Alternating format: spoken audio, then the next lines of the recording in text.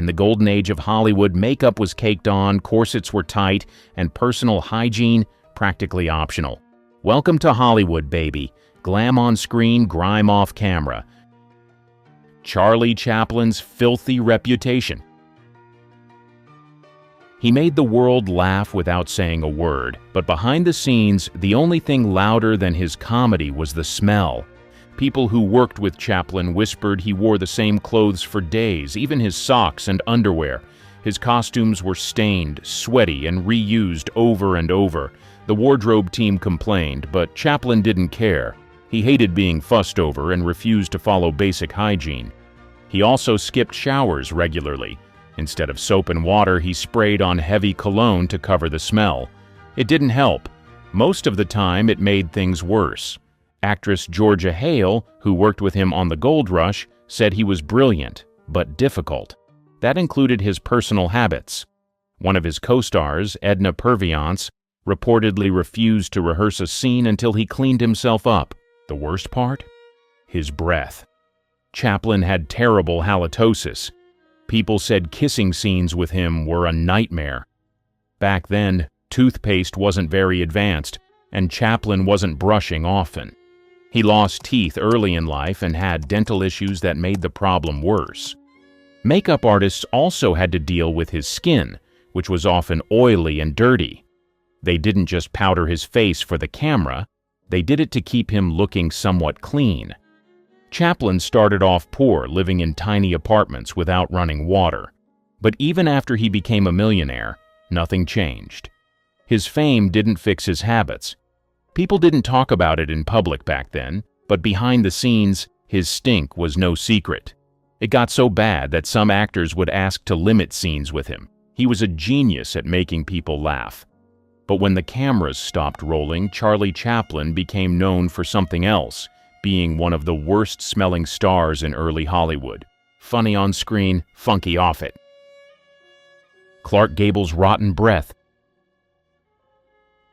Suave, charming, and smooth, at least until he opened his mouth. Behind that Hollywood smile was a serious dental disaster. By his early 30s, Gable had lost most of his teeth.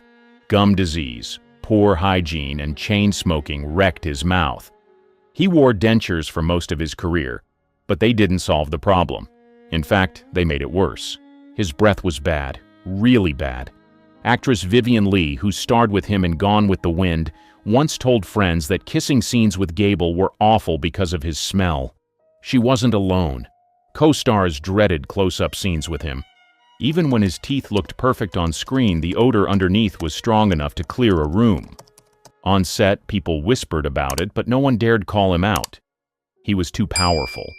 Gable also had a habit of eating onions and other strong-smelling foods before filming. Makeup artists and co-stars said they could smell him coming before they saw him. He didn't use mouthwash and rarely brushed, even when he had a full set of dentures. And back then, dental care wasn't what it is today.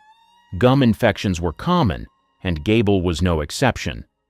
His dentures often fit poorly and trapped food, adding to the problem. Crew members recalled times when his breath was so distracting, directors had to reshoot scenes. Even after multiple surgeries and replacements, the bad breath never went away. Some said he tried to mask it with cologne or chewing gum, but nothing really worked. He may have looked like Prince Charming, but the experience of working with him was far from a fairy tale. Clark Gable will always be remembered for his leading man looks, but off camera, his breath became legendary for all the wrong reasons.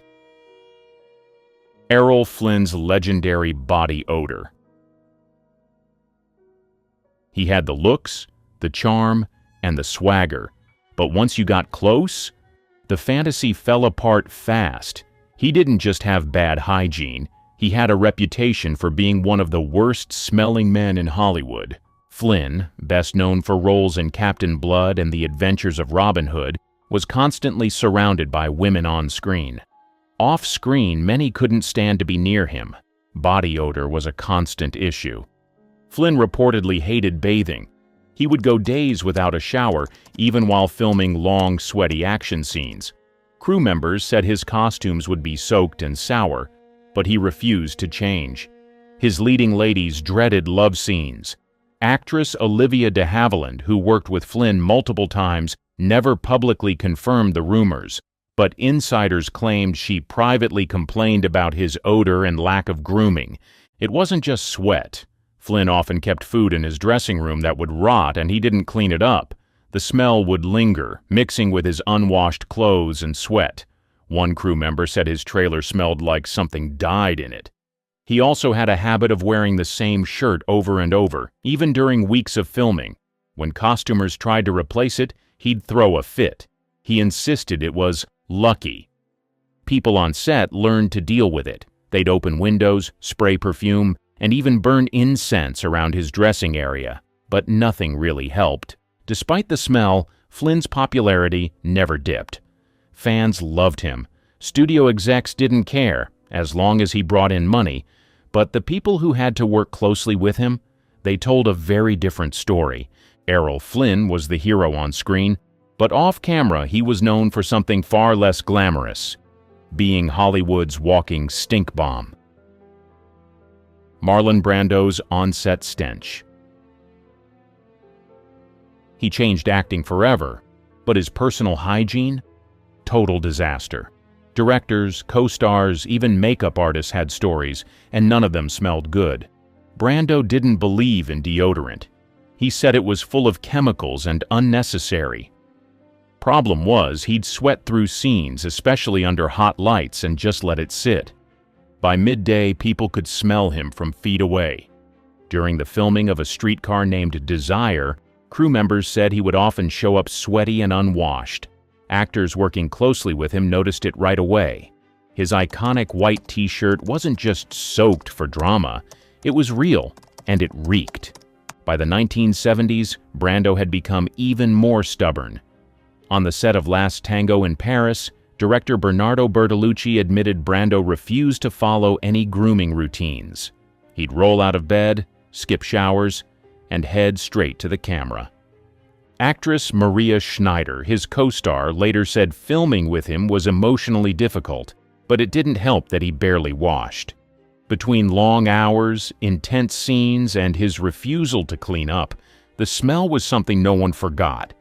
Later, on the set of Apocalypse Now, things got worse.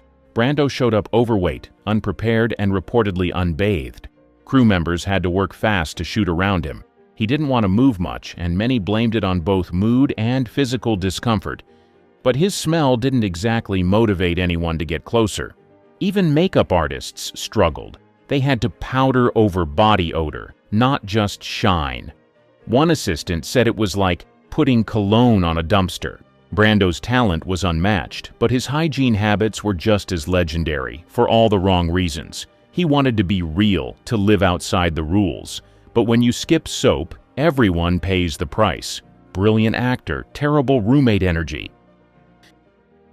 Steve McQueen's soap-free swagger. He was the king of cool, but cool didn't mean clean. Off-screen, he was known for skipping showers, skipping deodorant, and showing up to set smelling like engine grease and sweat. McQueen loved motorcycles, racing, and living rough.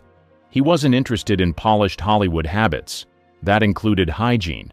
According to former crew members and biographers, he often chose cologne over soap. His favorite scent? A heavy musk that didn't hide much. During the filming of The Thomas Crown Affair and Bullet, co-stars quietly complained about his body odor. One production assistant said you could always tell when McQueen had entered the room. Your nose got there first. Actress Faye Dunaway, who starred alongside him, never spoke publicly about it, but behind the scenes, insiders claimed she wasn't thrilled with the close-up scenes, especially during long shooting days when McQueen refused to change his shirt or freshen up. His leather jackets and rugged clothes might have looked great on camera, but they held on to sweat like sponges. Costume workers said they'd try to get his clothes laundered overnight, but McQueen would sometimes refuse. He liked the worn-in look and feel. He also smoked heavily, which didn't help. Cigarette breath plus unwashed clothes was a rough combo. Crew members often kept breath mints on hand, not for themselves, but to offer him discreetly. Despite the complaints, No one really called him out. McQueen was a box office powerhouse. Directors put up with it. Actors rolled their eyes and got through it. In his personal life, friends said he was the same, rarely shaved, often went barefoot, and didn't care if he smelled a little natural.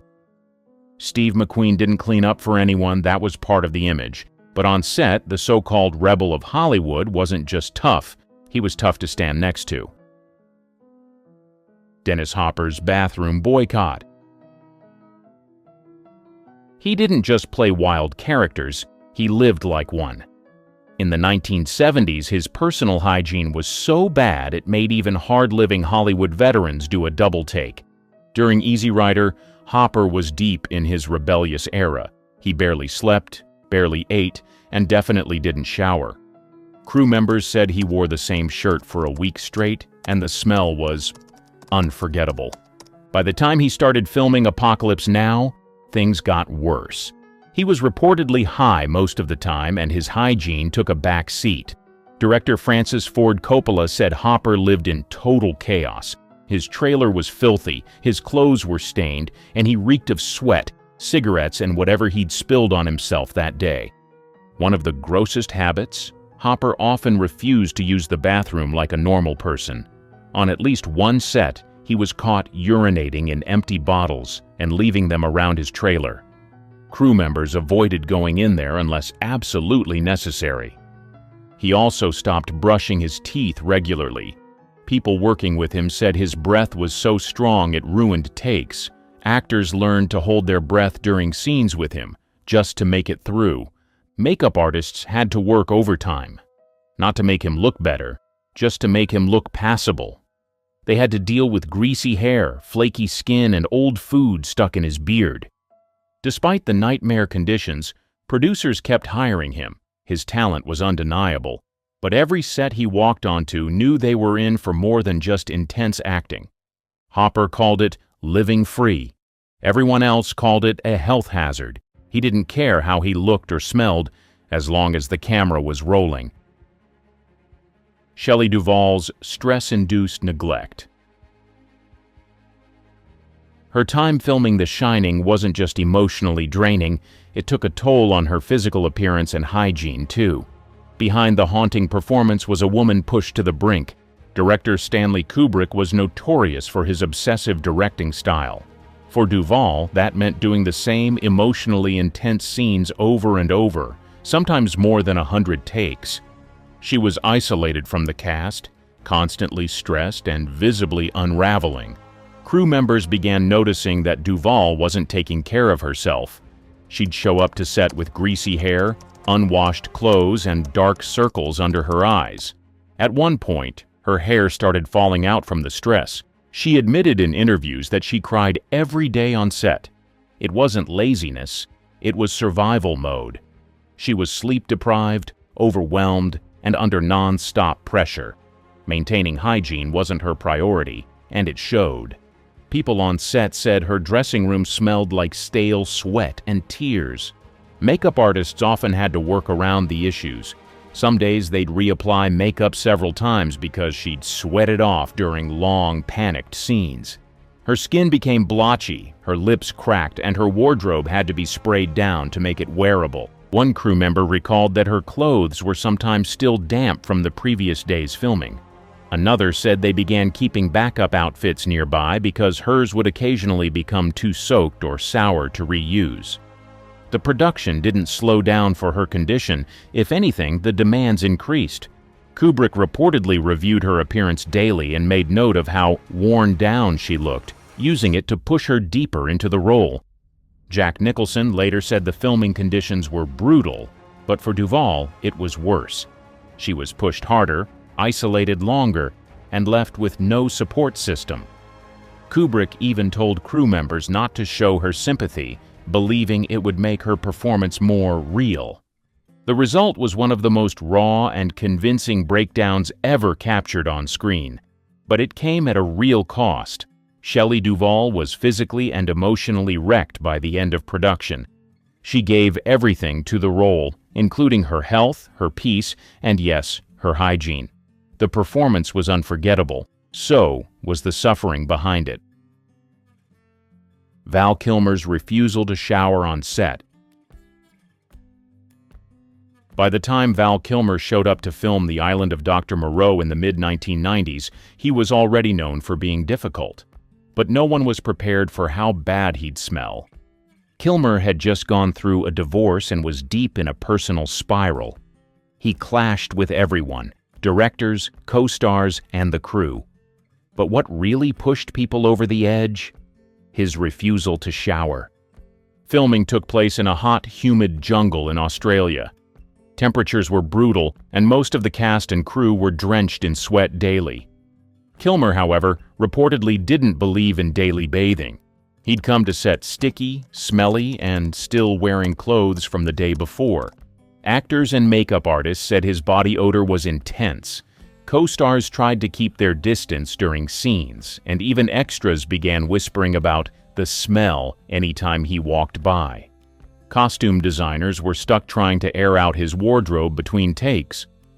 In one report, crew members said they resorted to spraying his outfits with industrial-strength fabric freshener just to make them wearable. Some crew members even wore masks or applied menthol under their noses to get through close interactions with him. One assistant claimed that wardrobe had to start labeling his clothes by day just to make sure they weren't accidentally reusing already worn items. Kilmer reportedly insisted the complaints were exaggerated, but others on set said the air in his trailer was thick and sour. Director John Frankenheimer, who took over the chaotic production, said he had zero patience for Kilmer's behavior.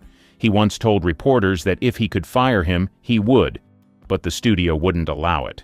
Behind the scenes, people started calling Kilmer the human fog because his odor would hang in the air after he left a room. Marlon Brando, also in the film, wasn't thrilled either, though he had his own hygiene problems. At one point, tensions got so high between the two stars that scenes had to be filmed separately. Kilmer's hygiene, or lack of it, became one of the many disasters on a set already falling apart. He may have been a talented actor, but during Dr. Moreau, most people remember him for two things: his attitude and the smell he left behind. Russell Crowe's smelly reputation. He may have been a leading man, but according to several people who worked with him, he didn't always smell like one. By the early 2000s, whispers about his hygiene started surfacing, and they weren't flattering. Crowe was never one to follow Hollywood polish. He liked to be gritty and real. That extended to his grooming habits, which multiple insiders described as lacking. Co-stars and crew members claimed he rarely wore deodorant and often skipped showers between long, sweaty scenes. One British TV host joked that Crowe's body odor could singe your eyebrows off. It wasn't just a one-off comment either. Stories from sets like Gladiator and Master and Commander suggest his musk became a known issue. On Gladiator, the crew said Crowe insisted on staying in character, even off camera. That meant sweating in armor for hours without changing or cleaning up. By the end of the day, his costume reportedly smelled so strong it had to be stored separately from others. Makeup artists said he'd sometimes show up with unwashed hair, stained clothes, and a thick layer of sweat from the previous shoot. One stylist claimed they had to dab him down with alcohol wipes just to prep him for close-ups. During press tours, other actors tried to laugh it off. One even described the set as having a bit of a funk whenever Crowe walked in. He never denied it. If anything, he leaned into the rugged image. Crowe once joked in an interview that he didn't believe in over-sanitizing, saying a little dirt never hurt anyone. But for people working inches from him, that dirt came with a smell that stuck. Tough, intense, and raw on screen. But off-screen, Russell Crowe's hygiene became a part of his legend. And not in a good way. Julia Roberts' no deodorant lifestyle. She might be known for her smile, but people close to her say her scent has sparked more than a few quiet complaints. Unlike most Hollywood stars, Roberts has proudly avoided deodorant for decades, and people have noticed. She's spoken about it openly in interviews, saying she doesn't use conventional deodorant because of the chemicals. Instead, she opts for natural alternatives, or nothing at all. She also avoids shaving her underarms, which she once said was a choice based on comfort and personal beliefs, not image. On set, this natural approach didn't always go over well. Crew members on multiple productions have mentioned that after long hours under hot lights, things could get unpleasant. One insider from a mid-2000s shoot said Roberts would sweat heavily during outdoor scenes but refused to use anything more than essential oils to mask it. Other actors reportedly asked for more ventilation or breaks during scenes where they had to stand close. Roberts was never aggressive about her habits, but she didn't hide them either. She once told a reporter that people are too afraid of a little sweat. Stylists have also quietly complained. While Roberts is always cooperative and kind, some said wardrobe fittings got tricky on humid days. They'd sometimes have to clean or air out her clothes after light wear, especially during long shooting blocks. This wasn't a one-time phase. Roberts has stuck to this routine for years. Even at red carpet events, she's shown up with visible underarm hair, shrugging off the press as if to say, "Deal with it." Her fans love her for being grounded and authentic, and that's part of her charm. But behind closed doors, the people working closest to her have had to adjust. Julia Roberts might keep it natural, but that natural has left a lasting impression, especially on the noses of those around her. Hollywood's golden age wasn't so golden. Imagine your favorite star caked in week-old sweat, reusing unwashed costumes and dodging rats on set. This wasn't the exception. It was the norm. Glamour outside, filth behind. In the silent film era, Hollywood was all about speed, hygiene and safety, barely on the radar. Sets were cobbled together with reused materials, and cleanliness wasn't a priority. This chaos turned film productions into playgrounds for rats and cockroaches. These pests weren't just unwelcome, they were practically part of the crew, darting through props like they owned the place. Costumes didn't fare much better. Studios treated wardrobes like communal hand-me-downs. Cleaning them wasn't a priority. Iconic stars like Mary Pickford and Douglas Fairbanks wore outfits that had been through multiple productions. Sweat and grime built up over time, and spot cleaning was often the best anyone could do. Under those hot stage lights, actors had no choice but to grin and bear it, literally. Makeup was another nightmare. Personal makeup kits weren't a thing yet. Everyone shared the same jars of foundation, powders, and brushes, which were rarely cleaned. Bacteria spread easily, leading to breakouts, eye infections, and irritated skin. Even stars like Greta Garbo couldn't escape these side effects. Studios provided cheap, unsanitary products, leaving actors to deal with the consequences. Sets weren't any cleaner. Outdoor shoots were often in remote locations with no running water or proper restrooms. Indoor stages were worse, poorly ventilated and stifling under harsh lights, which encouraged mold growth. Productions involving animals added another layer of filth, as their waste was rarely cleaned up promptly. Actors had no room to complain. Studio heads like Louis B. Mayer and Carl Laemmle were more concerned with meeting deadlines than health concerns. Complaints could cost you your career. The show must go on wasn't motivational. It was a thinly veiled threat. By the late 1920s, the transition to sound brought minor improvements, but sanitation was still low on the list of priorities. The glamorous image of silent films hid a much dirtier reality, proving early Hollywood's charm had a decidedly grimy side: costume nightmares and shared wardrobes. Costumes in the 1930s and 1940s were the heart of Hollywood's magic. Stunning gowns, sharp suits, and intricate period outfits brought movies to life. But behind the scenes, wardrobe maintenance was a hygiene disaster. Studios saw costumes as investments, reusing them relentlessly with little thought to cleanliness. Even the biggest stars weren't spared. Joan Crawford and Bette Davis, icons of their time, often wore spot-cleaned outfits drenched in sweat from intense stage lights. Washing delicate fabrics like silk or sequins was considered too risky. Instead, costumes were steamed and sprayed with perfume to mask odors. This quick fix didn't remove bacteria, leaving actors stuck in musty, uncomfortable clothing. Extras had it worse. Historical epics like Gone with the Wind, 1939, required layers of elaborate costumes, corsets, petticoats, and military uniforms. These pieces were shared across productions and rarely cleaned. During Gone with the Wind, many extras suffered rashes and itching from unwashed undergarments. Studios brushed off complaints, showing how little they cared for the comfort of lower-tier workers. Animal costumes and furs were another nightmare.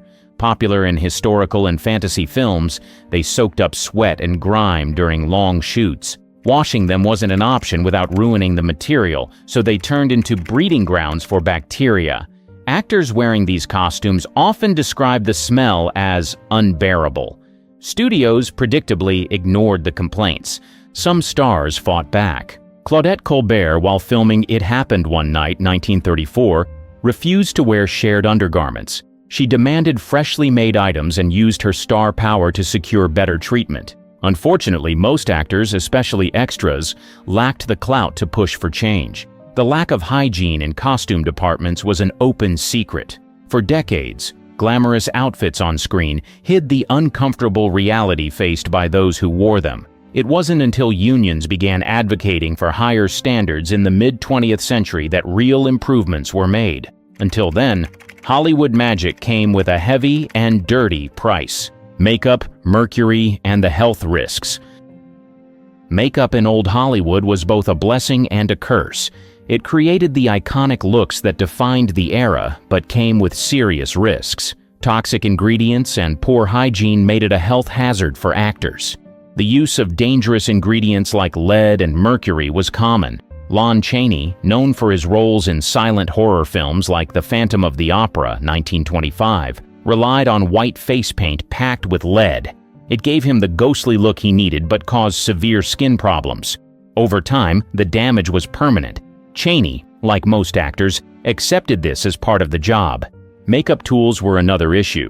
Brushes and sponges were shared without cleaning, making infections inevitable. Jean Harlow, the blonde bombshell of the 1930s, developed an eye infection during Dinner at 8, 1933, thanks to contaminated tools. Extras had it worse. They often used leftover products from the stars with zero regard for hygiene. One of the most shocking cases was Buddy Ebsen, cast as the Tin Man in The Wizard of Oz, 1939. His aluminum-based makeup caused severe respiratory issues, forcing him to leave the role. Instead of addressing the safety concerns, the studio simply replaced him. Jack Haley, his replacement, was given a paste version of the makeup. While safer than powder, it still caused discomfort. The message was clear: actors were replaceable. Safety wasn't a priority. Speaking out was risky. Actors who complained were labeled difficult, which could end their careers. It wasn't until the mid-20th century that regulations began addressing these dangers. By then, many stars had already paid the price. The flawless faces of old Hollywood hid a harsh reality. Beneath the glamour was an industry willing to sacrifice its stars' health for perfection. Those shimmering eyes and perfect lips came at a far greater cost than audiences ever realized. Dark side of hair departments. Hair departments in old Hollywood had one goal: perfection. But behind the glamorous styles, hygiene and safety often took a back seat. Stylists worked tirelessly to transform actors, but their methods were far from clean. Shared tools were a constant problem. Combs, brushes, and curling irons were rarely sanitized even when used on dozens of actors. Head lice outbreaks were common, especially among extras in big productions. During Cleopatra, 1963, extras complained of itching and scalp irritation from reused wigs and hairpieces. Leading actors got slightly better treatment, but infections were still a risk. Chemical hair treatments were brutal. Actresses like Rita Hayworth endured intense processes to meet Hollywood's beauty standards. Hayworth's signature red hair required frequent bleaching, leaving her scalp raw and her hair brittle. She later admitted it was painful, but felt it was necessary to keep her career alive. Many actresses suffered in silence, knowing they had little choice. Wigs and hairpieces added to the misery. These were reused across productions with minimal cleaning. Judy Garland, while filming The Wizard of Oz, 1939, had to wear a tight wig cap to hide her natural hairline. It caused severe irritation, but her complaints were dismissed as trivial. Actors rarely had control over their hairstyles. Studios dictated every detail of their appearance. Refusing a treatment or style risked being labeled difficult, a career-ending accusation at the time. Change didn't come quickly. It wasn't until unions stepped in that hair departments began improving hygiene and safety. Before that, actors bore the brunt of unsafe practices, all in the name of looking flawless on screen. The iconic hairstyles of old Hollywood dazzled audiences, but they came at a cost. Beneath the perfectly coiffed waves and glamorous updos was an industry willing to sacrifice its stars' health for the sake of beauty, water woes, and bathing blues. In early Hollywood, basic hygiene was a luxury, especially during outdoor shoots. Clean water and proper facilities were often ignored in the rush to finish productions. Cast and crew endured uncomfortable and unsanitary conditions, though these hardships were rarely acknowledged publicly. One infamous example was the filming of Ben-Hur, 1925. Shot in the sweltering Italian desert, actors and extras spent days in heavy, unwashed costumes under relentless heat. With no proper bathing facilities, sweat and dirt built up quickly. Reports described extras developing severe rashes and infections from the combination of grime and tight garments. The studio's focus stayed on the epic chariot race scenes, offering little support to those suffering on set. Water scenes were no better. During the Ten Commandments, 1923, extras stood for hours in stagnant pools to simulate Moses parting the Red Sea. The water, filled with bacteria, led to skin infections and other health problems. Studios brushed off complaints, prioritizing dramatic visuals over worker safety. With no access to showers, actors and crew improvised. Perfumes and powders became survival tools, especially for actresses expected to look glamorous at all times. Carole Lombard, a 1930s star, was known to carry scented powders in her bag to combat the effects of long, sweaty days. Unfortunately, these quick fixes barely masked the discomfort. The lack of clean water wasn't just gross, it was dangerous. Illnesses spread rapidly on crowded sets, with stomach bugs and skin infections becoming routine. Studios rarely addressed these outbreaks, leaving workers to manage on their own. Even into the 1940s, hygiene on outdoor shoots remained an afterthought. Profit and efficiency always came first. It wasn't until unions fought for better standards that portable restrooms and water stations became standard. By then, countless actors and extras had already suffered for the sake of Hollywood's grand illusions. Plight of extras and background. Extras in early Hollywood had it rough. While stars enjoyed some level of comfort, background actors were treated as disposable. These workers were essential for grand spectacles like historical epics, but faced the harshest conditions. Hygiene standards? Non-existent. Studios didn't care about their well-being. Films like Quo Vadis 1951 and Ben-Hur 1959 relied on thousands of extras. These extras spent hours crammed into poorly ventilated holding areas, often without proper restrooms or water. On Ben-Hur, reports described extras collapsing from heat exhaustion. Heavy costumes, long hours, and scorching sun made it unbearable. The studio's response? Push through to stay on schedule. The set of Spartacus, 1960, wasn't any better. Extras endured grueling shifts under blazing lights with few breaks. Clean water? Rare. Meals? Sure, but no way to wash hands before eating. Food poisoning outbreaks were common. Complaints went ignored, as deadlines always came first. Then there was the Ten Commandments, 1956. Extras playing Israelites walked barefoot across burning desert sand. Burns and blisters were inevitable, but no relief was provided. When extras protested, they were told to keep working or leave. Studios made it clear. Extras were replaceable. The inequality didn't stop there. Wardrobe departments handed extras old, unwashed costumes, while stars received fresh, tailored outfits. Makeup and hairstyling were reserved for lead actors. Extras were left to fend for themselves, highlighting the stark divide between the stars and the background players. The public never saw these struggles. Studios carefully maintained Hollywood's glamorous image, ensuring the realities faced by extras stayed hidden. It wasn't until unions stepped in during the mid-20th century that conditions improved. Extras finally gained access to clean facilities, fair treatment, and basic protections. Despite their invisibility, extras were the backbone of Hollywood's biggest productions. They filled the screens and brought epic stories to life, often at great personal cost. Pest problems on set. Pests were an ongoing nightmare on early Hollywood sets. Studios spared no expense on elaborate sets and big-budget films, but skimped on cleanliness. Rats, cockroaches, and fleas thrived, turning sets into breeding grounds for discomfort and disease. Animal-heavy productions were the worst offenders. The Big Trail, 1930, with its many livestock scenes, faced constant sanitation issues. Horses and oxen left waste everywhere, attracting flies and rodents. Cleaning crews couldn't keep up, leaving cast and crew to endure the stench and pests. Actors often worked uncomfortably close to these unsanitary conditions. Mutiny on the Bounty, 1935, was another pest-filled production.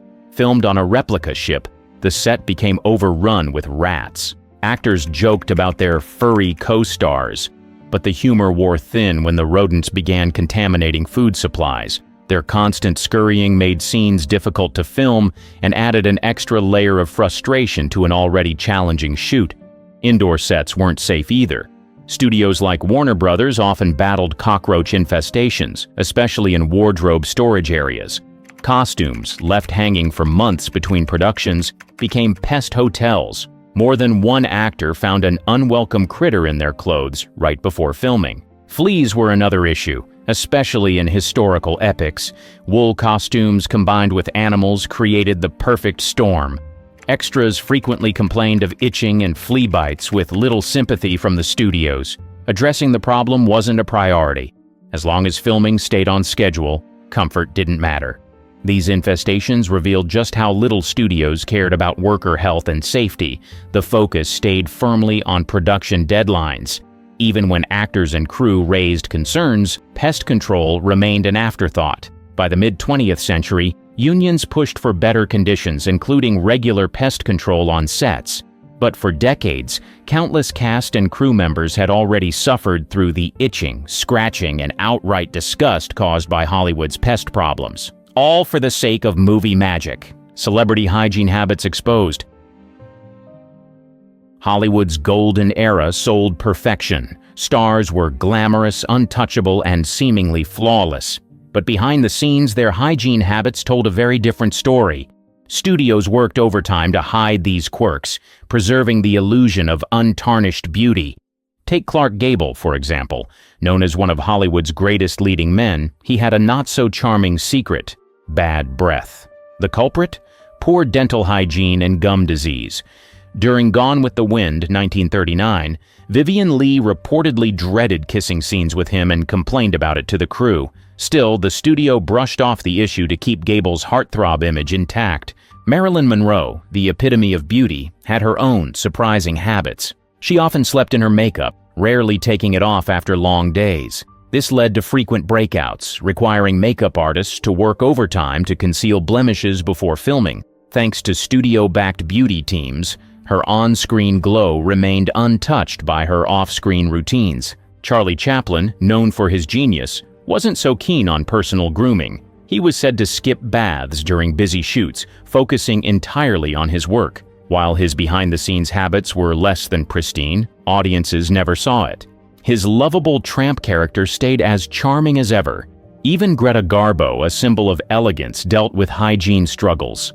Low-quality makeup products of the time worsened her skin problems. Combined with her aversion to strict skincare routines, it wasn't an easy fix. Studios provided her with exclusive treatments to keep her screen image flawless. These anecdotes reveal the gap between Hollywood's polished image and its stars' real lives. Studios controlled every detail of public perception, ensuring audiences saw only the glamour. While these habits might seem shocking now, they remind us that even old Hollywood's icons were human. Behind the glitz, they were just people with quirks and flaws. The carefully crafted mystique kept audiences in awe, never questioning the less glamorous truths. When standards began to change. By the 1950s and 1960s, Hollywood finally started cleaning up its act, literally. Decades of unsanitary practices tolerated in the name of profit were being challenged. Unions, advocacy groups, and a growing focus on worker rights pushed studios toward change. Progress was slow, but it was significant. One big shift came in makeup departments. Shared tools like brushes, sponges, and powder jars were replaced with personal makeup kits. Artists were required to sanitize their tools and create individualized kits for each actor. This simple change dramatically reduced the skin infections and eye irritations that had plagued stars for years. Wardrobe departments followed suit. Costumes were no longer treated as sacred relics. Studios began using fabrics that could withstand regular cleaning. Disposable undergarments became standard, sparing actors the awkwardness of sharing intimate garments. Stars like Audrey Hepburn and Elizabeth Taylor used their influence to demand these upgrades, helping set a new standard for hygiene. Set facilities also improved. Portable restrooms, clean water stations, and shaded rest areas became common on outdoor shoots. Productions like Lawrence of Arabia, 1962, filmed in remote deserts, took extra steps to ensure cast and crew had access to clean and functional facilities. Conditions were far from perfect, but compared to the days of buckets and barren landscapes, it was a major step forward. Unions like the Screen Actors Guild, SAG, led the charge. SAG introduced rules requiring studios to provide sanitary conditions and protect workers' health. These new standards extended to extras and background actors, ensuring even the most overlooked workers were treated better. Despite the progress, challenges remained. Pests, illnesses, and grueling hours still tested cast and crew, but Hollywood had come a long way from its early days of filth and neglect. The reforms of the mid-20th century laid the groundwork for a cleaner, safer industry. Lights, camera, and odor? Hollywood's brightest stars had some of the worst hygiene habits, and we're about to expose them all. From Clark Gable's dental dilemmas to Lana Turner's rare showers and even Marlon Brando's notorious on-set stench, join us as we pull back the curtain on Tinseltown's smelly secrets. It's time to get real about Hollywood's dirtiest legends. Get ready to be transported back to the golden age of cinema, where the allure often masked some very human flaws. We'll share jaw-dropping stories and intimate details that reveal a side of these stars you've never seen before. Clark Gable. Known for his role in Gone with the Wind, he had a reputation for bad breath. Co-star Vivien Leigh, who played Scarlett O'Hara, often complained about his dental hygiene. Leigh once said, "Kissing Clark Gable in Gone with the Wind was not that exciting. His dentures smelled something awful." This complaint was not isolated. Numerous accounts from those who worked with Gable mentioned his persistent bad breath. The issue stemmed from Gable's dental problems. By the time he starred in Gone with the Wind, he had lost most of his teeth. He wore dentures, which contributed to the odor. His dentist, Charles Pincus, created special dentures for him, but they didn't entirely solve the problem. Despite this, Gable's charm and acting skills kept him in high demand. On the set of Mutiny on the Bounty, co-star Charles Laughton also struggled with Gable's breath. Laughton reportedly said, "I can't stand the man's foul breath." This caused tension during filming, but it was tolerated due to Gable's star power. In 1958, Gable's dental issues were discussed in an interview with his close friend, actor Frank Capra. Capra mentioned that Clark was a wonderful guy, but his breath could knock you over. This was a known fact among Hollywood insiders, yet it never affected Gable's career. Gable's hygiene issues extended beyond his breath. He had a reputation for not bathing regularly. Actress Loretta Young, who starred with him in Call of the Wild, found his lack of cleanliness challenging.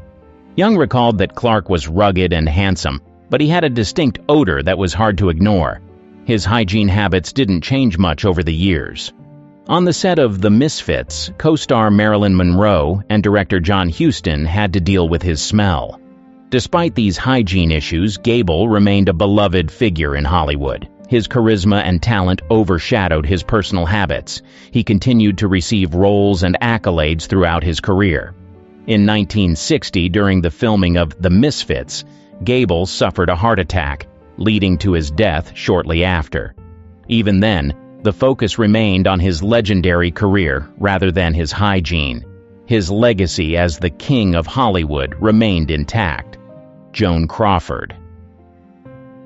An iconic actress known for films like Mildred Pierce, she had a reputation for being a cleanliness fanatic, yet rumors circulated about her personal odor. Despite her obsession with cleanliness, Crawford's body odor was a subject of whispered conversations among co-stars and crew members. Crawford was known for her meticulous grooming habits. She reportedly took ice-cold baths to maintain her skin's firmness and had a rigorous skincare routine. However, her insistence on using heavy, musky perfumes to cover any natural body odor often had the opposite effect. Co-star Bette Davis famously commented, "She reeks of Chanel No. 5 and sweat." Despite her efforts to stay immaculate, Crawford's intense body odor became noticeable during long shooting days.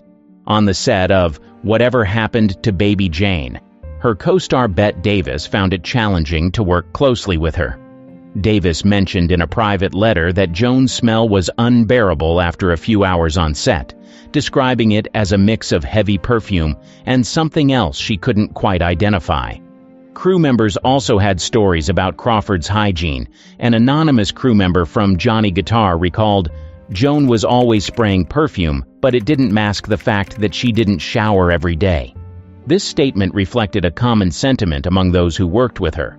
Despite these issues, Crawford's professionalism and talent overshadowed her hygiene problems.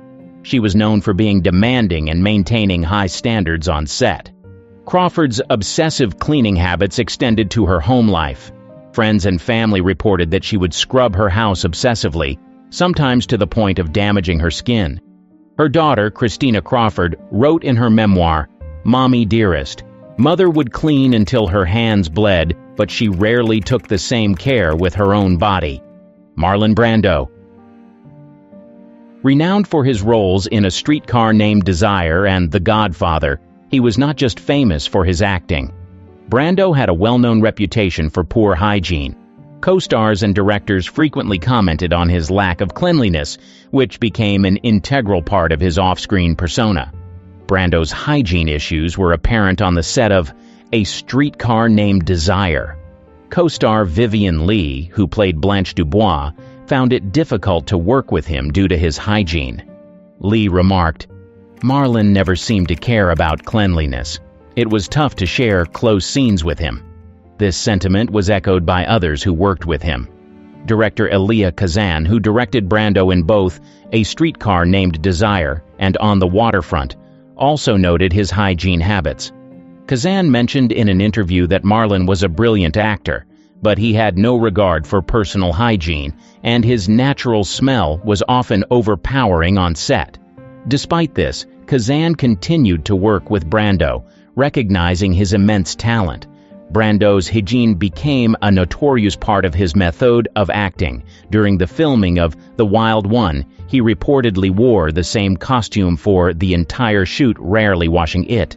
Co-star Mary Murphy said, "Marlon would stay in character all day, even if it meant not bathing or changing clothes. It added to his authenticity, but it wasn't pleasant for the rest of us." The issue persisted throughout his career. On the set of The Godfather, his co-stars had similar experiences.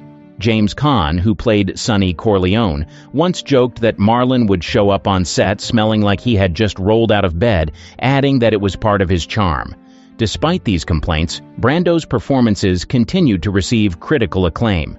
Brando's personal life also reflected his casual attitude toward hygiene. He was known for his unkempt appearance and disregard for social norms. In a 1973 interview with Rolling Stone, he admitted, "I never saw the point in showering every day. It's a waste of water and time." This nonchalant approach endeared him to some but alienated others.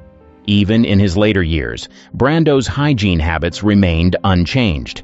On the set of Apocalypse Now, director Francis Ford Coppola struggled with Brando's behavior, including his lack of cleanliness. Coppola recounted that Marlon was difficult in many ways, including his hygiene, but his performance was worth the trouble. Brando's hygiene issues did not significantly impact his career. His talent and charisma overshadowed his personal habits. He continued to receive accolades and remained a sought-after actor throughout his life. His roles in The Godfather and Last Tango in Paris solidified his status as a Hollywood legend. Public perception of Brando remained largely positive. Fans admired his rebellious spirit and dedication to his craft.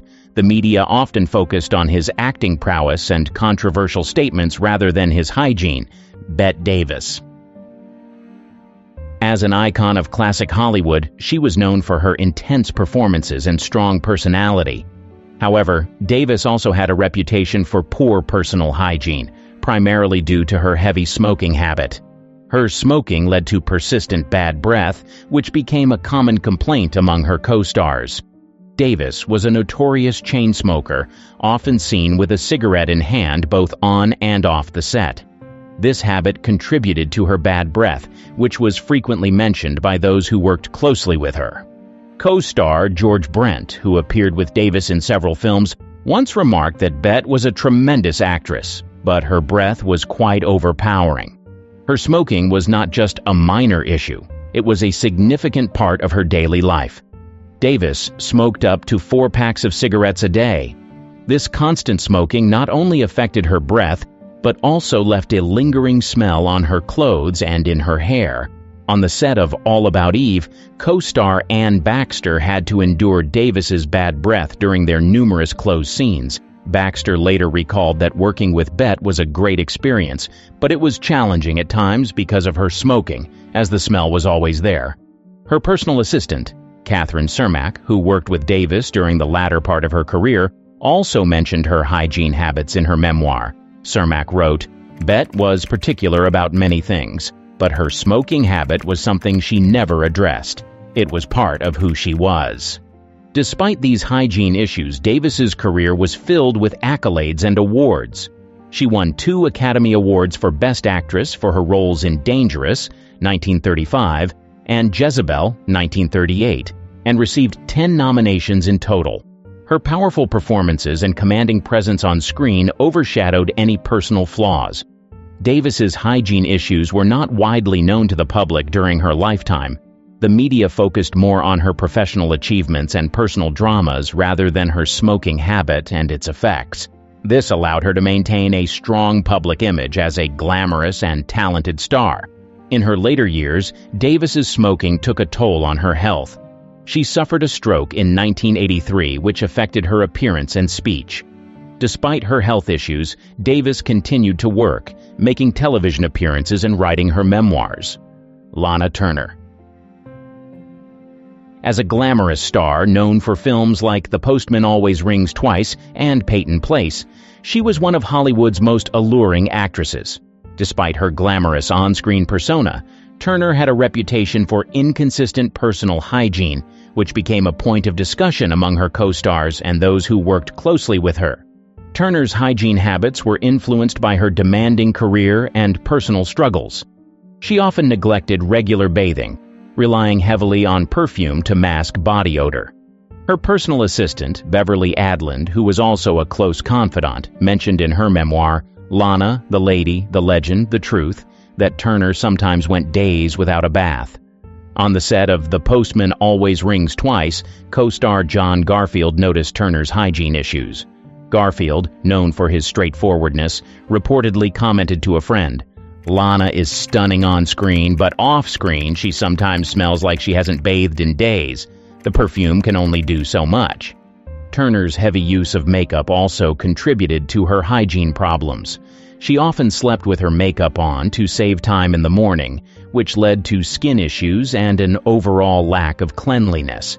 Makeup artist Del Armstrong, who worked with Turner on several films, noted that Lana's skin suffered because she rarely took off her makeup at night, as she was always in a rush and didn't prioritize proper hygiene. Despite these issues, Turner's talent and beauty made her a beloved figure in Hollywood. She was nominated for an Academy Award for Best Actress for her role in Peyton Place and continued to receive praise for her performances throughout her career. Her charisma and screen presence often overshadowed her personal flaws. Publicly, Turner's hygiene habits were not widely known. The media focused on her film career, numerous marriages, and her dramatic personal life, including the infamous stabbing incident involving her daughter, Cheryl Crane. This selective coverage helped maintain her glamorous image. Greta Garbo. As the enigmatic star of films like Anna Karenina and Camille, she was known for her beauty and mystique. However, behind her glamorous image, Garbo had a reputation for poor personal hygiene, which became a point of contention for those who worked closely with her. Garbo was famously reclusive and avoided the public eye as much as possible. Her aversion to socializing extended to her personal hygiene habits. Co-star John Gilbert, who worked with her in several silent films, mentioned Garbo's hygiene in private conversations. Garbo's hygiene habits were influenced by her desire for privacy and her minimalist lifestyle. She often avoided the studio's makeup and wardrobe departments, preferring to handle her own grooming. This led to less than ideal hygiene, as noted by those around her. Director Clarence Brown, who directed Garbo in several films, recalled in an interview, "Greta was a perfectionist in her work, but she paid little attention to her personal cleanliness. She believed in natural beauty, even if it meant not showering regularly." Garbo's reclusive nature meant that she often neglected regular bathing and laundry. Her maid, who worked for her in her later years, noted in her memoir that Garbo would wear the same clothes for days and rarely did laundry. Miss Garbo valued her privacy above all else. She didn't like people fussing over her, including with hygiene, her maid wrote. Despite her hygiene issues, Garbo's talent and screen presence were undeniable. She received an Academy Award nomination for Best Actress for her role in Camille and continued to captivate audiences with her performances. Her reclusive nature and lack of personal care became part of her mystique, adding to her allure. Publicly, Garbo's hygiene habits were not well known. The media and her fans focused on her enigmatic persona and her memorable roles. This selective coverage helped maintain her status as a Hollywood legend. Her famous line, "I want to be alone," encapsulated her desire for privacy and contributed to her enduring mystique. Ava Gardner. Celebrated for her beauty and talent in films like The Killers and Mogambo, she was also known for her lackadaisical approach to personal hygiene. Despite her glamorous public image, those who worked closely with Gardner often remarked on her infrequent bathing and other hygiene issues. Gardner's hygiene habits were a result of her carefree lifestyle. She often preferred to live in the moment rather than adhere to strict grooming routines. Frank Sinatra, her third husband, once joked about her hygiene. In his memoir, Sinatra mentioned that Ava was a free spirit who didn't let things like regular baths get in the way of her fun. On the set of Mogambo, co-star Clark Gable noticed Gardner's less-than-perfect hygiene. Gable, who had his own hygiene issues, reportedly commented to a friend that Ava was stunning, but she didn't seem to care much for bathing. This was not an isolated observation. Other co-stars and crew members shared similar experiences. Gardner's makeup artist, Del Armstrong, who worked with her on several films, recalled in an interview, "Ava was one of the most beautiful women in Hollywood, but she didn't prioritize cleanliness. She would sometimes come to the set without having washed her hair for days." Despite this, Armstrong admired Gardner's natural beauty and ability to captivate audiences. Gardner's hygiene problems were not widely known to the public. Her fans adored her for her stunning looks and passionate performances. The media focused on her tumultuous love life and glamorous image, rarely touching upon her personal hygiene.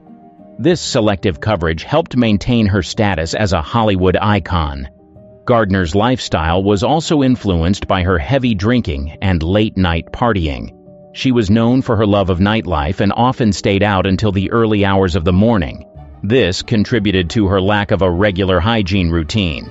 In her autobiography, Ava, My Story, Gardner admitted that she loved to party and live freely, and sometimes hygiene took a backseat to fun.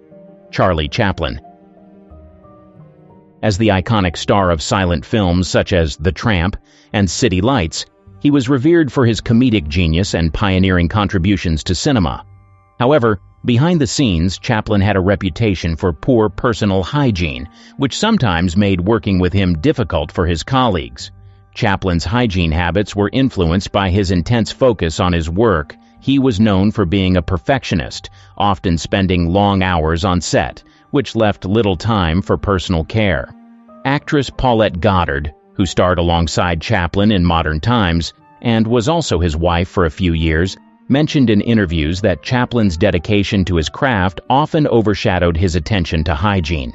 During the filming of The Great Dictator, Chaplin's co-stars noticed his lack of cleanliness. Jack Oakey, who played Mussolini in the film, recalled in his autobiography, Jack Oakey's Double Takes, that Chaplin's hygiene was a common topic of conversation. Chaplin's hygiene issues extended to his dental care. His close friend and collaborator, Douglas Fairbanks, noted that Chaplin often had bad breath. Fairbanks once joked, "Charlie could light up a room with his smile, but you wouldn't want to be too close when he did." Despite these personal hygiene issues, Chaplin's talent and charisma ensured his continued success in Hollywood. His films were groundbreaking, and his performances left a lasting impact on the industry. He received numerous accolades throughout his career, including an honorary Academy Award in 1972 for his contributions to film. Chaplin's personal life was also marked by his hygiene habits. His son, Charles Chaplin Jr., wrote in his memoir, "My Father, Charlie Chaplin," about his father's casual approach to personal cleanliness. Chaplin Jr. noted that his dad was always so engrossed in his work that personal hygiene was an afterthought, and he didn't mind skipping a shower if it meant perfecting a scene. Publicly, Chaplin's hygiene issues were not well known. The media and his fans focused more on his cinematic achievements and less on his personal habits. This allowed Chaplin to maintain his image as a beloved figure in the entertainment industry. Rita Hayworth. Known for her roles in classics like Gilda and Covergirl, she was a stunning beauty and one of Hollywood's top stars during the 1940s and 1950s. However, despite her glamorous appearance, Hayworth had a reputation for inconsistent personal hygiene, particularly related to her hair care. Hayworth's most famous feature was her thick, luxurious red hair, which became an iconic symbol of her allure. However, maintaining such a trademark look required considerable effort, and Hayworth often skipped regular washing to keep her hair styled and camera-ready. According to her hairdresser, Helen Hunt, who worked with Hayworth for many years, Rita's hair was her crowning glory, but she didn't wash it frequently. She believed that washing it too often would ruin the style. Her co-star in Gilda, Glenn Ford, noticed Hayworth's approach to hair care. Ford mentioned in a private conversation that Rita's hair was always perfect on screen, but off-screen, you could tell she hadn't washed it in days, considering it a small price to pay for that stunning look. In addition to her hair care habits, Hayworth's personal hygiene was influenced by her busy schedule and numerous health issues. She often struggled with arthritis, which made daily routines, including bathing, challenging.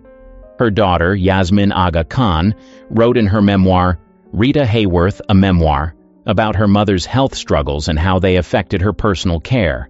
Khan noted, "My mother's arthritis made it hard for her to do simple tasks.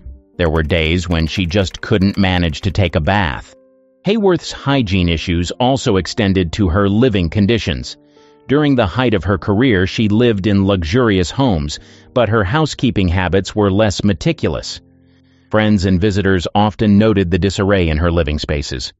Hollywood has always sold us a fantasy, but what happens when the stars you idolize turn out to be the villains of the story?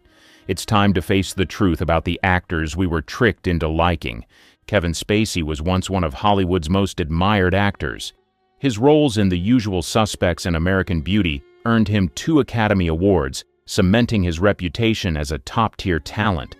Fans praised his ability to balance charm and menace, with his performance as Frank Underwood in House of Cards becoming a defining moment in his career. Spacey's combination of charisma and prestige made him a Hollywood favorite. But behind the scenes, whispers about his behavior circulated for years. Industry insiders described him as controlling and intimidating, often excusing his actions as part of his commitment to method acting. Yet, Spacey's public image remained untarnished, with his polished appearances on talk shows and red carpets reinforcing his likable persona. That all changed in 2017 when actor Anthony Rapp accused Spacey of making a sexual advance toward him in 1986. Rapp was just 14 at the time. The revelation shocked fans and the entertainment industry, exposing the first crack in Spacey's carefully crafted facade. His response only made things worse. Instead of addressing the allegation directly, Spacey came out as gay in the same statement, an attempt to deflect attention that backfired spectacularly. Critics called out the move as manipulative, and the LGBTQ+ community condemned the implication that sexuality and predatory behavior were connected. Rapp's courage led others to come forward. Soon, numerous allegations against Spacey surfaced, many involving young men and inappropriate advances spanning decades. These stories painted a chilling picture of someone who allegedly used his power to exploit and silence victims. The fallout was swift. In 2018, Spacey faced sexual assault charges in Massachusetts, though the case was dropped when the accuser refused to testify. In 2022, he stood trial in New York for Rapp's civil lawsuit but was found not liable by a jury. Despite these legal outcomes, the damage to his career was irreversible. This willingness to overlook misconduct in favor of protecting powerful figures wasn't unique to Spacey. Ellen DeGeneres, celebrated as a champion of kindness and inclusion, reports on a toxic workplace environment on her talk show emerged. For nearly 2 decades, DeGeneres ruled daytime TV. Her show drew millions, won dozens of awards, and cemented her as a cultural icon. With her trademark dancing, surprise giveaways, and advocacy for LGBTQ+ rights, Ellen appeared to embody kindness. Her catchphrase, "Be kind to one another," became her brand. But in 2020, cracks in her image shattered wide open. For years, rumors of a toxic workplace circulated on forums like Reddit, but they were brushed off as gossip.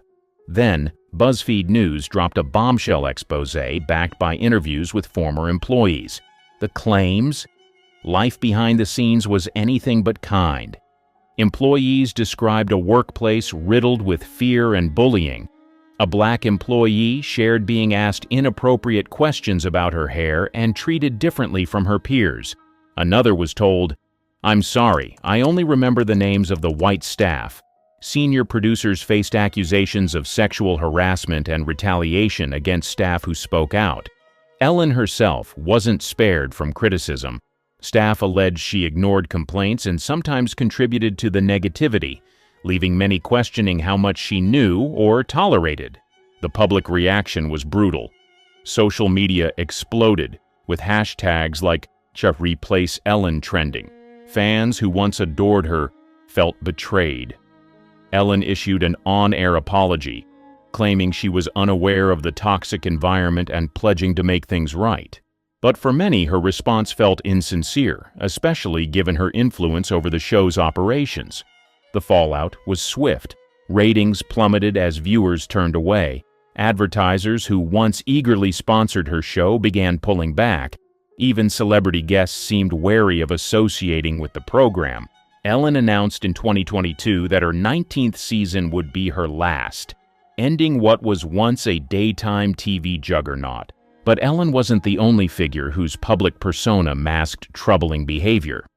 Bill Cosby, once adored, faced accusations from more than 60 women, detailing a pattern of drugging and assault that spanned decades. He was a legend. As Dr. Cliff Huxtable on The Cosby Show, he redefined American television. The show, which ran from 1984 to 1992, was groundbreaking. It portrayed a successful black family with humor, heart, and authenticity. Cosby became America's dad, a figure of trust and moral guidance. But the reality behind his wholesome image was far darker. In 2005, Andrea Constant accused Cosby of drugging and sexually assaulting her at his home. Constant, a Temple University staffer, described how Cosby betrayed her trust under the guise of mentorship. Cosby denied the claim, insisting their encounter was consensual. The case drew attention to long-standing rumors about Cosby's behavior. However, it ended in a settlement, and the whispers faded for a time. Everything changed in 2014. Comedian Hannibal Buress called Cosby out in a viral stand-up routine. Within days, more women came forward, and their stories were eerily similar. Over 60 women eventually accused Cosby of drugging and assaulting them. Many recounted being given drinks or pills under the pretense of relaxation or medical advice, only to wake up disoriented, violated, and confused. The allegations spanned 5 decades, revealing a pattern of manipulation and abuse. Cosby allegedly used his fame to lure victims, often under the guise of career mentorship. Some women were young actresses or models eager to break into the industry. Others were colleagues or acquaintances who trusted his fatherly persona. Cosby's defenders pointed to his philanthropy and contributions to television, but the weight of the evidence was overwhelming. In 2018, Cosby was convicted of aggravated indecent assault against Constant, a landmark case in the Now Me Too movement. Sentenced to 3 to 10 years, he became one of the first major celebrities held accountable for sexual misconduct. In 2021, Cosby's conviction was overturned due to a legal technicality. While he walked free, his reputation remains destroyed. Once a beloved icon, Cosby is now a symbol of betrayal and unchecked power. Few figures exemplified that abuse of power more than Harvey Weinstein. He was once Hollywood's most powerful producer. As the co-founder of Miramax and the Weinstein Company, he was behind iconic films like Pulp Fiction, Shakespeare in Love, and Good Will Hunting. To many, he was the ultimate gatekeeper to fame and success. But behind the awards and glamour, Weinstein hid a decades-long history of abuse, protected by the very industry he helped shape. In October 2017, the New York Times published an investigation that exposed Weinstein's predatory behavior. Days later, The New Yorker followed with a detailed report. Together, they revealed a horrifying pattern. Over 80 women came forward, accusing Weinstein of sexual harassment and assault. Actresses Ashley Judd and Rose McGowan were among the first to share their stories. They described being invited to private meetings under the guise of work, only to find themselves trapped in hotel rooms. Weinstein used his power to manipulate and silence victims. Those who resisted faced threats to their careers or were blacklisted from the industry. He relied on non-disclosure agreements, payoffs, and an aggressive legal team to bury accusations. Private investigators were hired to dig up dirt on accusers, turning the tables on those brave enough to speak out. His behavior was an open secret in Hollywood. Industry insiders admitted they had heard rumors but chose to look the other way. Executives and colleagues ignored red flags, prioritizing profits and relationships over accountability. Weinstein's financial influence ensured his reign continued unchecked. The 2017 revelations ignited the dastard Me Too movement, a global reckoning that exposed systemic abuse in the entertainment industry. Weinstein's fall from grace was swift. He was expelled from the Academy of Motion Picture Arts and Sciences, and his company crumbled. In 2020, Weinstein was convicted of 2 counts of sexual assault and sentenced to 23 years in prison. His conviction was a landmark moment, but it also highlighted deeper issues. How had he operated so freely for decades? And could Hollywood truly change? While Weinstein's behavior operated behind closed doors, Jared Leto's troubling actions often played out in public.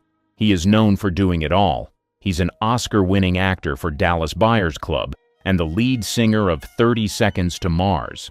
His mix of artistry and mystery has kept him in the spotlight for decades, but lurking beneath his carefully crafted image is a troubling pattern of behavior that's harder to dismiss.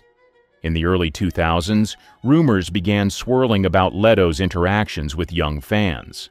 Allegations suggested he used his fame to target underage girls, with several anonymous accounts describing inappropriate encounters.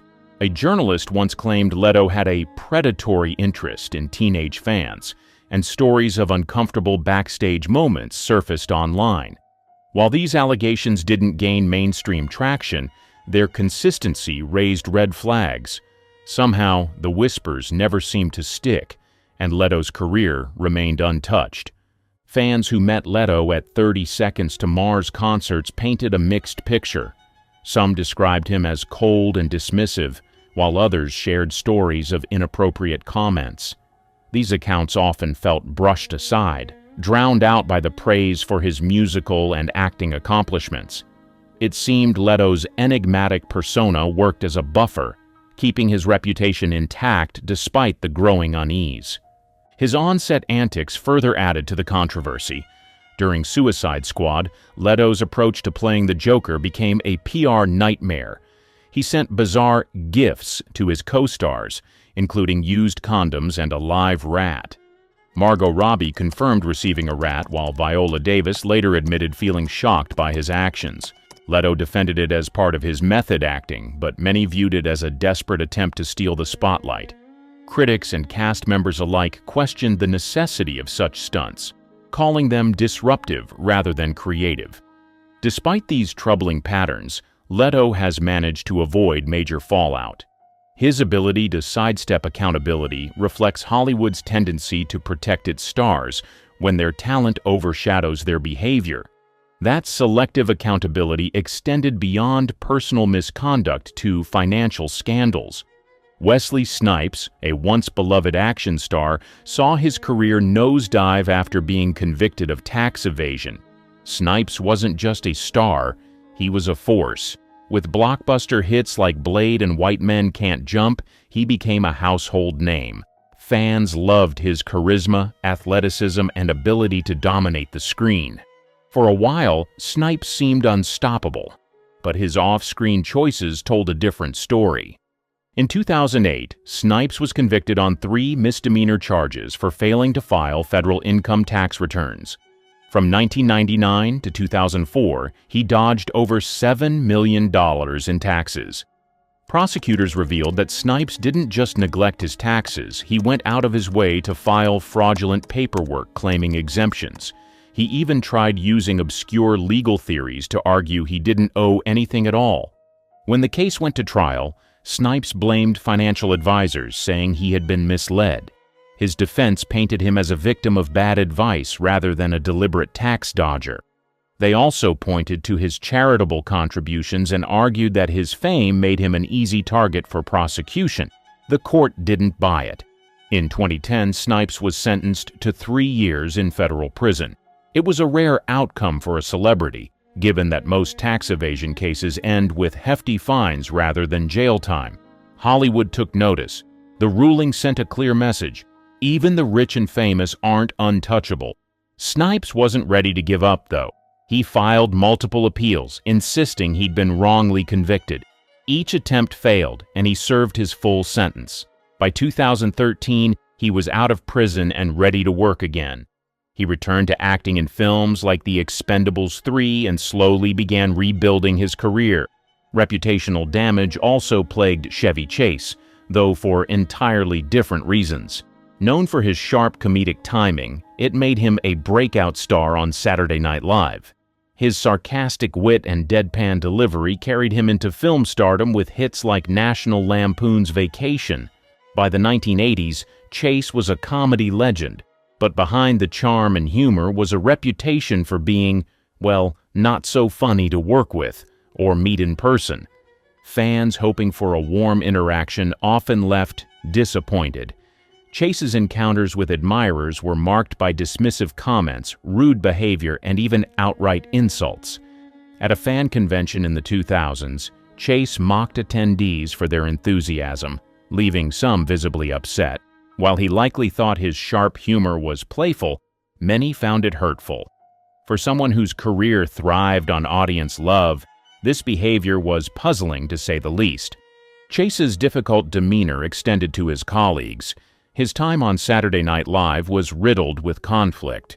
Cast members recalled his arrogance and mean-spirited jokes. Al Franken famously called him a comedy genius, but a world-class jerk. One infamous incident during a guest appearance in the 1990s saw Chase slap co-star Sherry O'Terry during a rehearsal. He brushed it off as a joke, but others saw it as another example of his poor behavior. Later in his career, Chase joined the cast of Community, where tensions with creator Dan Harmon quickly became public. Chase reportedly walked off set multiple times and left Harmon a series of profanity-filled voicemails. Harmon retaliated by airing the voicemails at a live comedy show exposing Chase's toxic attitude. Co-stars also shared stories of Chase's inappropriate jokes, often racial or offensive in nature, which alienated him from the cast. Tales of toxic behavior weren't limited to older generations. James Franco, once a darling of indie cinema, faced allegations of misconduct. He was the golden boy of indie films.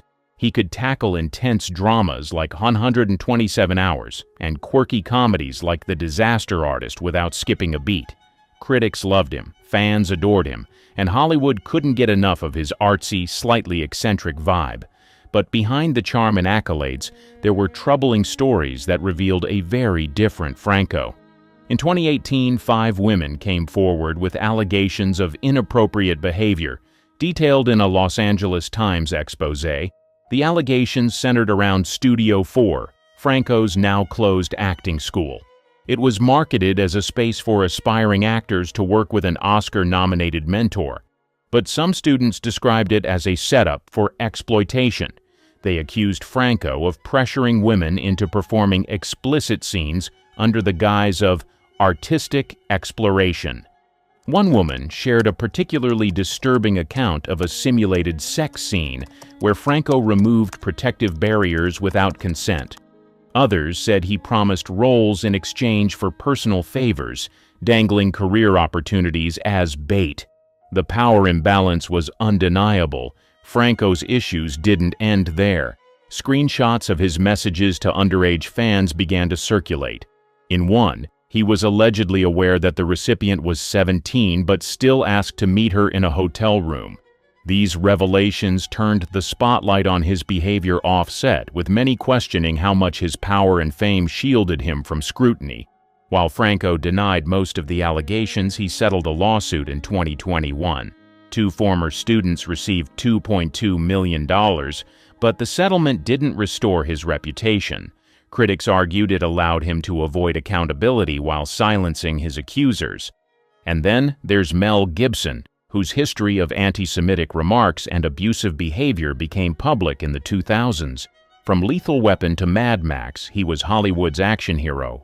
When Braveheart earned him 2 Oscars, including Best Director, Gibson became a household name and a powerhouse in the industry. But by the mid-2000s, his personal scandals turned him into one of Hollywood's most controversial figures.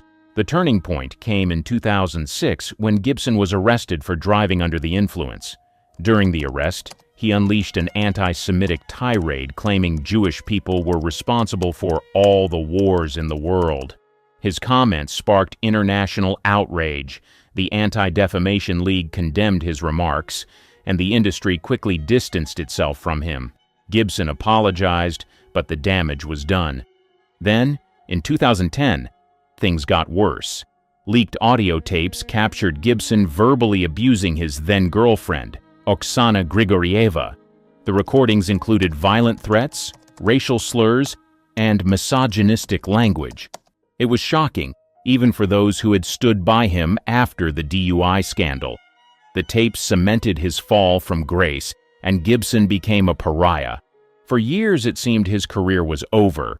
Studios cut ties and projects dried up, but Gibson wasn't ready to fade away.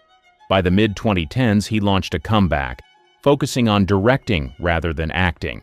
His film Hacksaw Ridge, 2016, was a critical success, earning 6 Oscar nominations and putting Gibson back in Hollywood's good graces, at least partially. Gibson also started addressing his scandals in interviews. He blamed his past outbursts on alcohol and personal struggles, portraying himself as a changed man. Critics, however, weren't convinced. Some saw his rebranding as calculated, a way to repair his image without fully owning up to the harm he caused. Yet when it comes to public loyalty, few cases have divided audiences as sharply as Johnny Depp and Amber Heard's high-profile legal battle. Depp spent years as one of Hollywood's biggest stars. Fans adored his quirky roles in Pirates of the Caribbean and Edward Scissorhands, and his enigmatic charm made him untouchable. But everything changed when his messy legal battle with Amber Heard became public. The relationship went from fairy tale to cautionary tale almost overnight. In 2016, Amber Heard accused Depp of domestic abuse. She filed for a restraining order and released photos of bruises, claiming Depp was responsible. Depp denied everything, calling it a calculated smear campaign. The allegations split public opinion and marked the beginning of a bitter, years-long battle in court. By 2020, Depp had sued the British tabloid The Sun for libel after they labeled him a wife-beater. The trial was explosive, with both Depp and Heard leveling accusations of violence, manipulation, and substance abuse. Depp lost the case, with the judge ruling that Heard's claims were substantially true. The verdict crushed Depp's career. Disney dropped him from the Pirates of the Caribbean franchise, and major studios distanced themselves. Not one to back down, Depp launched a defamation case against Heard in 2022. He accused her of tarnishing his reputation through a Washington Post op-ed in which she described herself as a survivor of domestic violence. Heard countersued, claiming Depp's public denial defamed her. The televised trial gripped audiences worldwide, turning the courtroom into must-watch drama. Audio recordings and testimonies exposed their toxic relationship. Both admitted to verbal abuse, and each accused the other of physical violence. The jury ruled in Depp's favor, awarding him $10 million, but Heard also received $2 million for her counterclaim. The split decision only deepened the divide among fans. While millions of people were engrossed in the incredible movies and shows produced by the industry, both in their homes and cinemas, they remained oblivious to the darkness lurking within.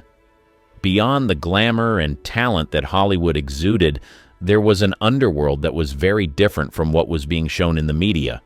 From rumors of murders to the mistreatment of actors and numerous atrocities that remained buried and far away from the public eyes, Hollywood was proved to be a dark and chaotic place.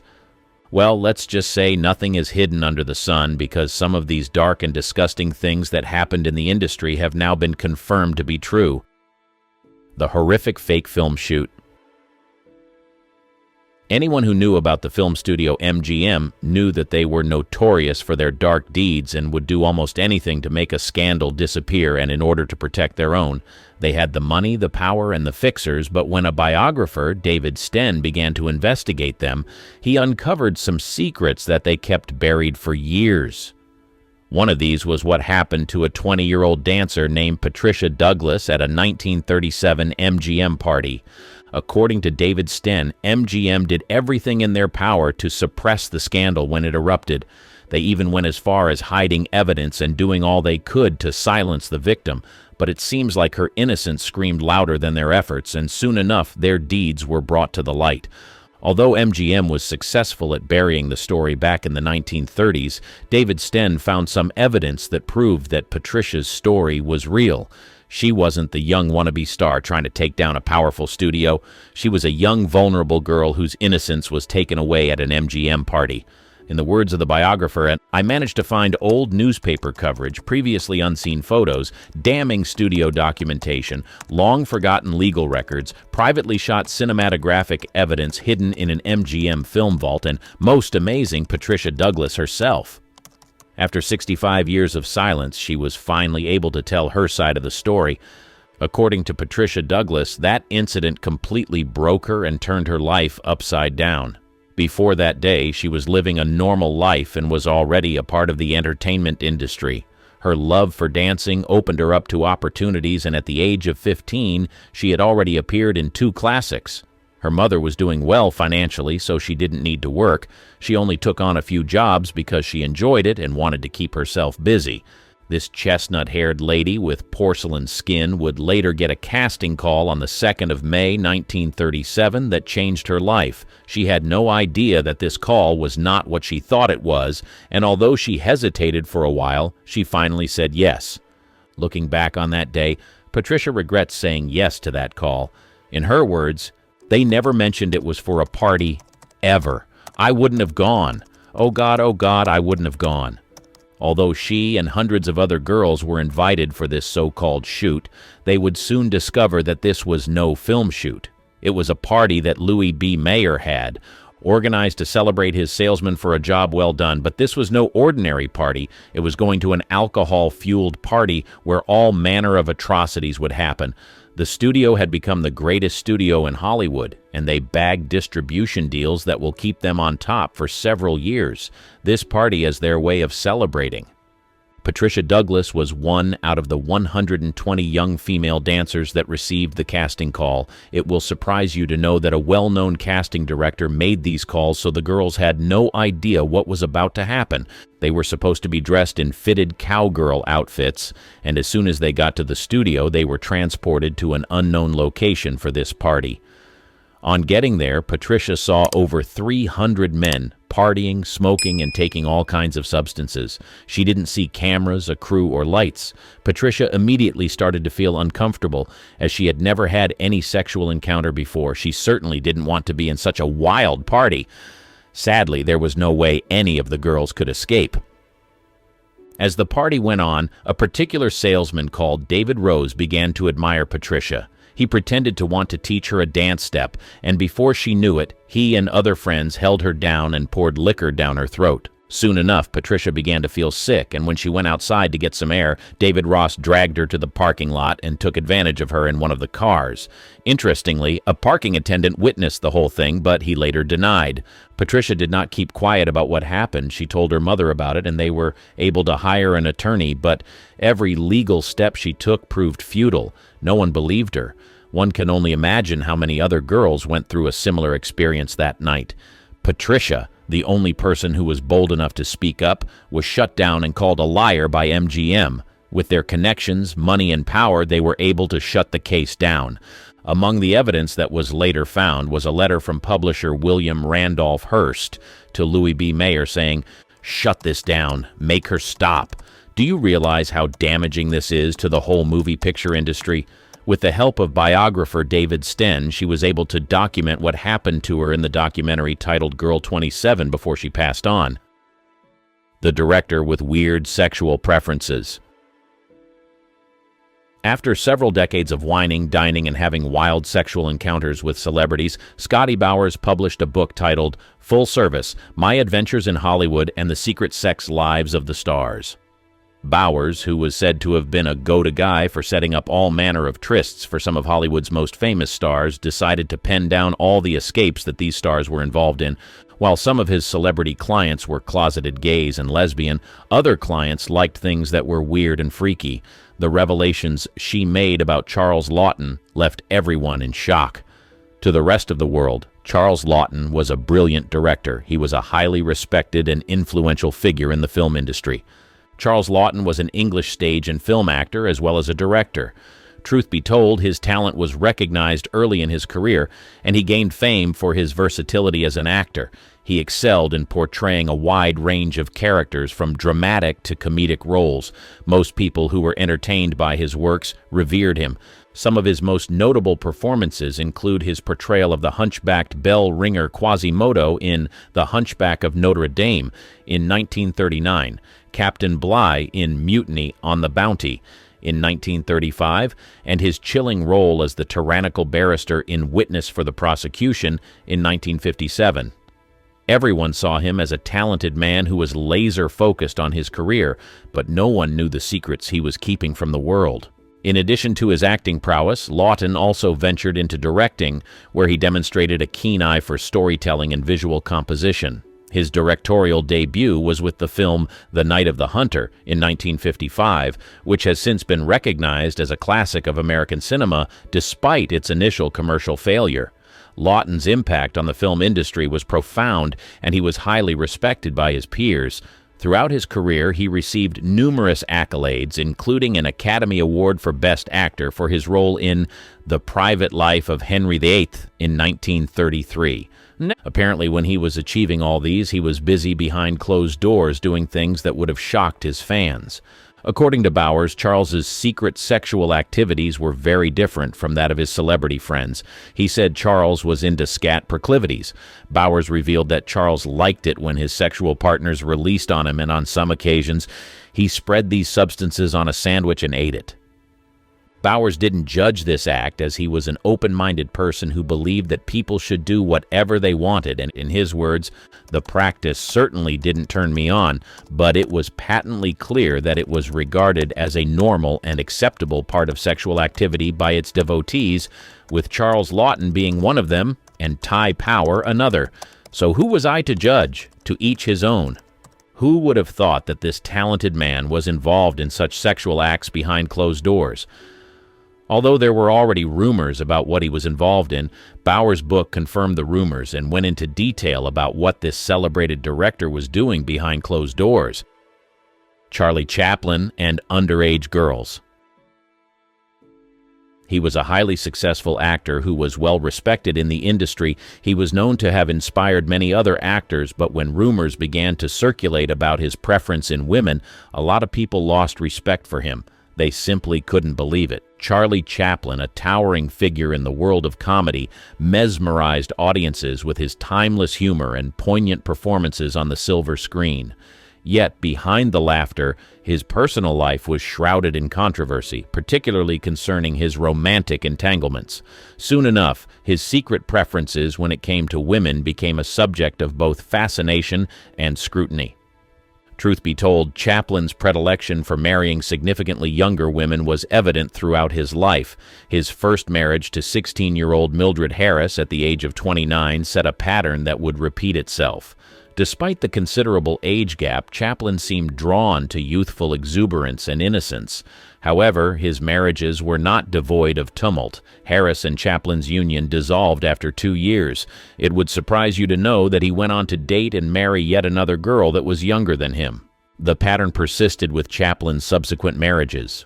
At 35, he wed 16-year-old Lita Gray, embarking on a controversial journey that raised eyebrows even in the permissive circles of Hollywood.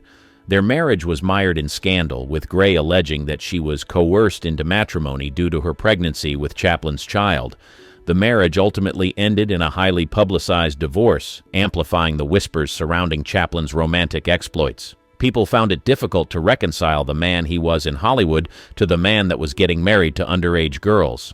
In 1932, Chaplin found himself entangled with 22-year-old Paulette Goddard, who later revealed that she had initially misrepresented her age, claiming to be 17 when they first met. Despite the revelation, Chaplin pursued the relationship, culminating in marriage when Goddard was 26 and he was 47. Their union endured for 6 years, characterized by both moments of bliss and strain, emblematic of Chaplin's tumultuous romantic life. However, it was Chaplin's fourth and final marriage that garnered the most attention and controversy. At the age of 54, he wed 18-year-old Una O'Neill, the daughter of esteemed playwright Eugene O'Neill. This union, though met with incredulity and raised eyebrows, endured the test of time, remaining intact until Chaplin's passing. O'Neill's youthfulness and Chaplin's status as a renowned artist of his era magnified the intrigue surrounding their relationship. Chaplin's preference for younger women, coupled with the circumstances of his marriages, fueled speculation and gossip within the industry. While some viewed his actions as indicative of a romantic spirit unbound by societal norms, others condemned his behavior as exploitative and predatory. The allegations against Chaplin ranged from accusations of manipulation to outright abuse, with his choices seemingly confirming the suspicions harbored by his detractors. There were even rumors that he fled to a different country at a certain point in time in order to avoid certain statutory laws. It seemed like he couldn't help himself, but most people who heard about it were disappointed. They couldn't believe that such a respected man was involved in such. However, despite the condemnation he got from others, he didn't hide the fact that he preferred underage girls. She adopted her own child. Before he became a Hollywood star, it was said that Clark Gable was friends with some questionable people. Perhaps this was why he reached out to a fixer when he discovered that he got a young actress pregnant. What was done after that forever traumatized the child and made her grow up believing that she didn't have parents. If anyone was the epitome of Hollywood masculinity, it was Clark Gable. This charming, leading man-made heart swooned across the globe. He was the kind of guy you'd imagine tipping his hat as he sauntered into a room exuding confidence. And in 1934, he was smack dab in the middle of one heck of a scandal that involved a young actress named Loretta Young. She was a rising starlet with doe eyes and a smile that could light up the silver screen. At just 22, she was already making waves in Hollywood, capturing hearts with her talent and beauty. But little did anyone know she was about to become entangled in a scandalous affair with none other than the dashing Clark Gable. A 34-year-old Gable, already married, diving headfirst into a clandestine romance with the much younger Loretta Young. Their flirtation soon turned into a scandalous affair, and to complicate matters further, Young became pregnant. It was the kind of situation that could spell disaster for both their careers and reputations. Some reports claim that Gable actually forced himself on the actress and that the sexual activities between them were not consensual. When Clark Gable realized how messy the situation was, he reached out to the one person that could fix it, Eddie Mannix, a fixer with connections deep in the heart of Hollywood. He wasn't just any friend to Gable, he was the kind of friend who knew how to clean up messes, no matter how messy they were. Mannix's solution was as ingenious as it was morally dubious. He orchestrated a plan for Young to fake adopt her own child, effectively concealing the scandal of being an unwed mother. It was a move straight out of the Hollywood playbook. Young, determined to protect her child from judgment, went along with Mannix's plan, confiding only in the inner circles of Hollywood's elite. And so Judy, as she would later be named, grew up believing that Loretta Young adopted her. But as Judy grew older, the truth became harder to conceal. It was difficult to ignore the resemblance between Judy and Clark Gable. Soon enough, rumors began to spread, and people started asking questions. Years passed, but secrets have a way of coming to light. On Judy's wedding day, she confronted her mother, demanding to know the truth, and in a moment filled with emotions and regret, Young finally revealed the truth to her daughter. Judy herself later confirmed the truth in her autobiography, Uncommon Knowledge, laying bare the secrets that had been buried for so long. In the end, Eddie Mannix's solution may have spared his friend Clark Gable from immediate scandal, but it couldn't shield him from the consequences of his actions forever.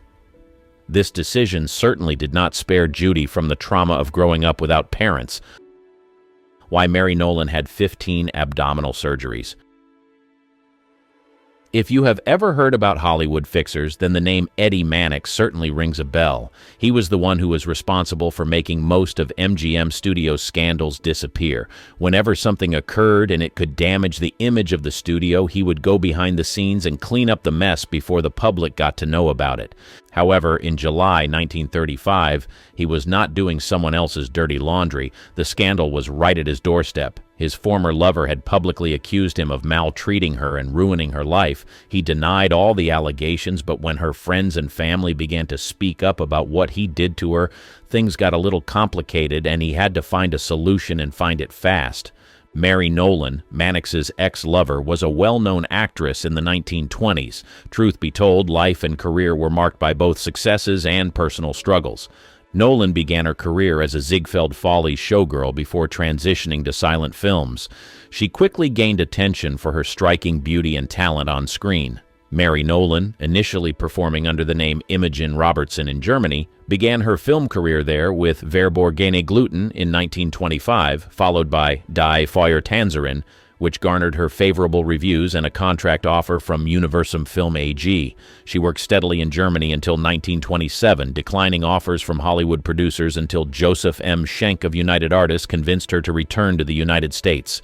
Upon her return, Nolan faced scrutiny from the press and women's groups due to her past scandal, prompting United Artists to suggest a name change to Mary Nolan. She made 2 films with United Artists before joining Universal Pictures in August 1927, where she received good reviews for her role in Good Morning Judge. In the same year, she was said to have been involved in a relationship with Eddie Mannix, who allegedly used his connections to help boost her career. Mannix was married at the time, so they kept their affair a secret for as long as they could. Nolan's career received a significant boost when she was loaned to Metro-Goldwyn-Mayer for West of Zanzibar in 1928, starring alongside Lon Chaney and Lionel Barrymore. The film was a hit, as was her subsequent loan to MGM for Desert Nights in 1929, opposite John Gilbert, further solidifying her status in Hollywood. However, Mannix and Nolan's affair ended abruptly in 1929. While no one knows for sure why the affair ended, it was said that the actress became an emotional wreck in the following years. Her career began to decline rapidly, and she was said to have displayed erratic behavior on sets. After a long battle with substance abuse and financial problems, her life was in shambles. It was clear that there was a lot of pain buried deep within her, but no one knew what was causing it. It was in 1935 that Mary Nolan decided to open up about what she went through in the hands of Eddie Mannix. Initially, it seemed like a publicity stunt by a desperate actress, but as time went on, people began to see that her claims were not far-fetched from what others had accused Mannix of. According to her, she lived with him in the Ambassador Hotel from the year 1927 to 1931, and they were actively in an affair at the time. As time went on, he began to treat her badly and would even go as far as hitting her and inflicting wounds on her body. She also claimed that he was responsible for the decline of her career and that he allegedly used his influence to ruin her career at a certain point. However, the most shocking part of her story was on the day he attacked her and hit her abdominal area so badly that she had to be hospitalized. The damages he caused were so severe that she had to undergo over 15 surgeries in order to survive. After she sued him, he denied all she had said and claimed that she was using the story to gain fame and sympathy from the public. But despite his claims, Mary Nolan had a solid army of witnesses behind her. Her friends and family revealed he maltreated her during the time that they were together. He also allegedly forced her to terminate multiple pregnancies, and there were times when she had to go on set with bruises because of how badly he hit her. As expected, Mannix did everything in his power to bury the story. It was said that he sent a private detective to her house to threaten her, and this was what made her drop the lawsuit. While there was no concrete evidence, anyone who heard about Mannix's heinous crimes knew that there was at least an atom in Mary's story. In the end, Mannix won and was able to bury a story that could have potentially ruined his image and career. In 1921, a young actress named Virginia Rappe died under mysterious circumstances at a party hosted by silent film star Roscoe "Fatty" Arbuckle. This controversy was just the beginning. For over a century, Hollywood has been a breeding ground for disturbing rumors that turned out to be all too real. Today we're pulling back the curtain on Tinseltown's darkest truths. The casting couch, early Hollywood's open secret. The term casting couch emerged in the 1920s, referring to a troubling practice where influential men took advantage of aspiring actors for inappropriate favors in exchange for roles. Louis B. Mayer, co-founder of MGM Studios, was notorious for this behavior. Mayer held private meetings with young actresses, often leading to uncomfortable situations. In 1935, dancer Patricia Douglas attended an MGM party where she was reportedly a victim of misconduct by a studio salesman. Despite filing charges, the case was quickly buried. Joan Crawford, who started her career in the 1920s, spoke about her experiences years later. "I never slept with a man I didn't want to. No one ever made me do anything I didn't want to do." However, her words hinted at the pressures faced by many actresses. Marilyn Monroe once said, "Hollywood is a place where they'll pay you $1,000 for a kiss and 50 cents for your soul." This quote reflects the industry's moral bankruptcy. In 1937, child star Shirley Temple, then 9 years old, was inappropriately approached by MGM producer Arthur Freed. When she laughed at him, Freed reportedly exposed himself. Temple's mother quickly removed her from the situation. The silent film era saw its share of scandals too. The Fatty Arbuckle case in 1921 shocked the nation when actress Virginia Rappe died after a party at his hotel. Though Arbuckle was eventually acquitted, the incident shed light on Hollywood's darker side. By the 1930s, the Hays Code was introduced to clean up Hollywood's image. However, behind closed doors, the exploitation continued. Judy Garland's studio-enforced diet pills. Her road to stardom was paved with studio control and dangerous health practices. MGM signed Garland at 13 in 1935. From the start, studio head Louis B. Mayer criticized her weight, calling her "my little hunchback." By 1938, during the filming of Love Finds Andy Hardy, 16-year-old Garland was put on a strict diet. Studio doctors prescribed Benzedrine and amphetamine for weight loss and seconal barbiturate to help her sleep. This dangerous cocktail kick-started a lifelong struggle with addiction. Garland's daily meal often consisted of just soup, black coffee, and 80 cigarettes, along with the prescribed pills. During the filming of The Wizard of Oz in 1939, the studio wanted her to lose more weight. She was 17 and weighed 94 pounds. In 1943, while filming Girl Crazy, Garland collapsed on set multiple times due to exhaustion and malnutrition. The studio's response was to give her a brief rest before pushing her back to work. Garland later recalled, "They had us working days and nights on end. They'd give us pills to keep us on our feet long after we were exhausted. Then they'd take us to the studio hospital and knock us out with sleeping pills." By 1947, Garland's health had deteriorated significantly. She attempted to end herself on the set of The Pirate. Despite this, MGM continued to push her, leading to her suspension in 1948 due to erratic behavior caused by addiction. "I was in the studio system for 15 years and I thought they were going to kill me," Garland said in a 1967 interview. She suffered numerous breakdowns and was admitted to sanitariums multiple times throughout her career. The long-term effects of this studio-enforced regimen were devastating. Garland struggled with addiction and health issues for the rest of her life. She died in 1969 at age 47 from an accidental overdose, a tragic end tied directly to the abusive practices she endured in her youth. Alfred Hitchcock's obsession with Tippi Hedren. His obsession with Tippi Hedren during the early 1960s revealed a dark side to the famed director. Hedren, a model-turned-actress, was discovered by Hitchcock in a TV commercial in 1961. He immediately signed her to a 7-year contract. Hedren's first role was in The Birds, 1963. During filming, Hitchcock's behavior became increasingly controlling. He dictated her wardrobe off-set and forbade her from socializing with the cast and crew. Hedren later stated, "Every time I'd be talking with a male member of the cast or crew, my next exchange with Hitchcock would be icy." The most harrowing incident occurred during the filming of the attic scene. Hedren was told mechanical birds would be used. Instead, live birds were thrown at her for 5 days straight. She suffered cuts, exhaustion, and a nervous breakdown. When a bird nearly pecked her eye, she snapped, "I think you got your scene, Mr. Hitchcock." In 1964, during the production of Marnie, Hitchcock's obsession intensified. He had a mask of Hedren's face made for his personal use and installed a secret door between his office and her dressing room. Hedren recounted a disturbing incident in her trailer. "He touched me inappropriately. It was uncomfortable and deeply unsettling. The harder I fought him, the more aggressive he became." After Hedren refused his advances, Hitchcock threatened to ruin her career. True to his word, he kept her under contract for 2 years without work, effectively stalling her career. Hitchcock's behavior wasn't limited to Hedren. Actress Diane Baker, who co-starred in Marnie, observed, "I saw Hitchcock verbally abuse Tippi and I was shocked." In 1966, Hedren finally broke free from her contract with Hitchcock.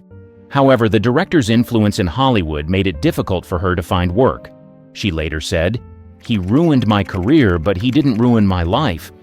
Hedren kept silent about these experiences for decades, only speaking out in detail in her 2016 memoir, Tippi.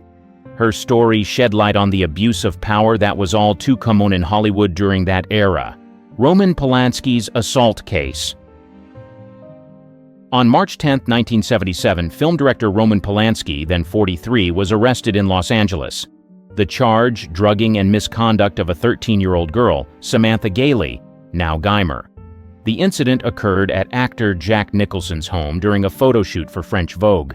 According to court documents, Polanski gave Gailey champagne and part of a Quaalude. He then allegedly continued with inappropriate actions despite her objections. Gailey later testified, "I was mostly just on and off saying, 'No, stop,' but I was afraid." Polanski faced legal charges on multiple counts related to inappropriate conduct, including allegations involving the use of a controlled substance and misconduct with a minor. He initially pleaded not guilty to all charges, but later accepted a plea bargain.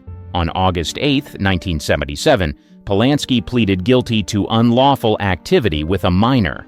Per the plea deal, the probation report recommended probation. However, on the day of sentencing, February 1, 1978, Polanski fled to France. He had learned that the judge, Lawrence J. Rittenband, planned to sentence him to prison and subsequent deportation. France refused to extradite Polanski due to its limited extradition treaty with the U.S. Polanski continued his film career in Europe, even winning an Oscar for The Pianist in 2003, which he couldn't collect in person. In 2009, Polanski was arrested in Switzerland at the request of U.S. authorities. He spent 67 days in custody before being released and returning to France. Geimer, the victim, has since stated she forgives Polanski and believes the case should be dropped.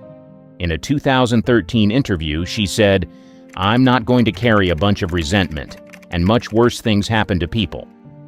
Despite this, attempts to resolve the case have been unsuccessful. In 2017, Polanski's offer to return to the U.S. for time served was rejected by L.A. County Superior Court Judge Scott Gordon. As of 2024, Polanski remains a fugitive from the U.S. justice system. Rob Lowe's tape scandal. In July 1988, 24-year-old actor Rob Lowe became embroiled in a controversy that nearly derailed his career. The incident occurred during the Democratic National Convention in Atlanta, where Lowe was supporting presidential candidate Michael Dukakis. On the night of July 17th, Lowe met two young women at a bar and brought them back to his hotel room. Unbeknownst to Lowe, one of the women, 16-year-old Jan Parsons, was underage. The encounter was videotaped, creating what would become one of Hollywood's first celebrity intimacy tape controversies. The tape surfaced months later when Parsons' mother found it and reported it to the authorities. On February 24, 1989, the story broke in the media, causing immediate shockwaves in Hollywood and beyond. Lowe initially denied any wrongdoing, claiming he didn't know Parsons was underage. He stated, "I didn't ask for ID going into a club. It was Atlanta, the home of Coca-Cola, not the home of underage girls." The controversy had severe consequences for Lowe's career. He was dropped from several film projects and lost numerous endorsement deals. His appearance at the 1989 Academy Awards was met with open hostility from some attendees. Legal ramifications followed. Lowe faced criminal charges for misconduct with a minor and distributing explicit material. To avoid prosecution, he agreed to perform 20 hours of community service in his home state of Ohio. The incident also led to a civil lawsuit from Parsons' family, which was settled out of court for an undisclosed sum. As part of the settlement, Lowe was required to publicly apologize. In the years following the scandal, Lowe worked to rebuild his career and reputation. He entered rehab for alcohol addiction in 1990, a move he credits with helping him turn his life around. Woody Allen's relationship with Soon-Yi Previn. In January 1992, Mia Farrow discovered unclothed photos of her adopted daughter, Soon-Yi Previn, in Woody Allen's apartment. Allen, then 56, had been in a relationship with Farrow for 12 years. Soon-Yi was 21 at the time and had been adopted by Farrow and her ex-husband Andre Previn years earlier. The discovery sent shockwaves through Hollywood and the public. Allen confirmed the relationship in August 1992, stating, "I'm thrilled." The admission came amid a bitter custody battle between Allen and Farrow over their 3 children. Allen's film Husbands and Wives, released in September 1992, became unintentionally controversial due to its plot similarities to the real-life scandal. The film's premiere was marked by protests and media frenzy. In 1993, a judge in the custody case called Allen's behavior with Soon-Yi grossly inappropriate. The court denied Allen visitation rights with his daughter Dylan and limited contact with his son Satchel, now Ronan Farrow. Despite the controversy, Allen and Soon-Yi married in Venice on December 23, 1997.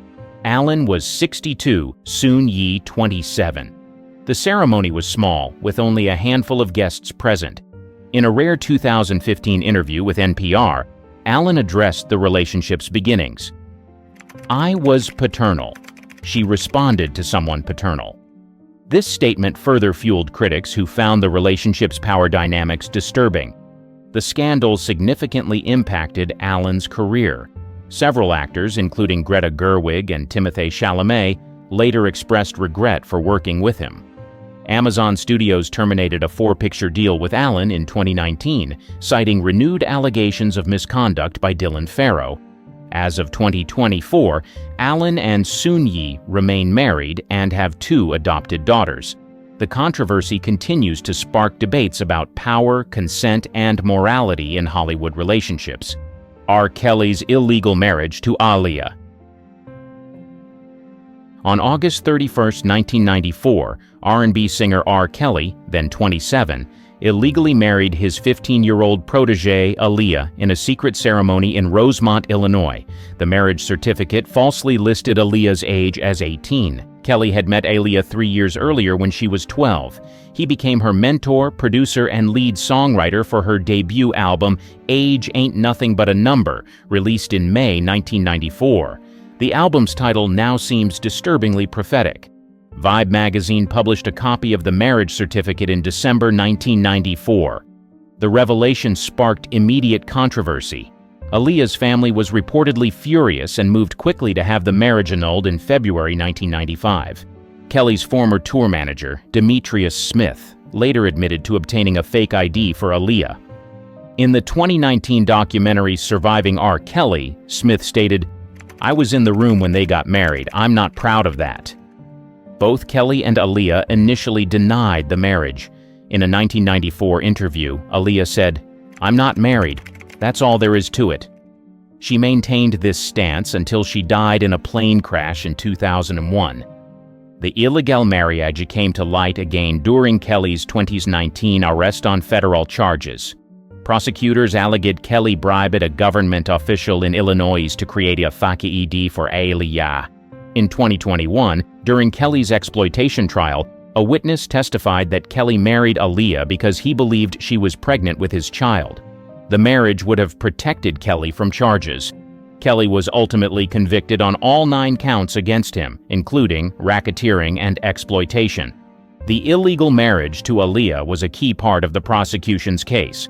Harvey Weinstein's decades of serious misconduct. On October 5, 2017, the New York Times published an exposé detailing nearly 3 decades of coercion allegations against Hollywood producer Harvey Weinstein. The article, by Jodi Kantor and Megan Twohey, cited interviews with numerous women in the film industry.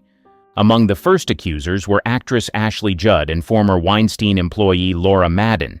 Judd recounted a 1997 incident where Weinstein invited her to his hotel room and asked for a massage. Madden described similar experiences in the early 1990s. The article revealed that Weinstein had reached at least 8 settlements with women who accused him of unwanted physical contact and advances. These settlements, dating back to 1990, were often accompanied by non-disclosure agreements. 5 days after the Times article, The New Yorker published Ronan Farrow's investigation, which included 13 more women's accounts of alleged abuse by Weinstein. 3 women accused Weinstein of SA. Actress Rose McGowan, who had alluded to her experience for years, publicly accused Weinstein of serious misconduct on October 12, 2017.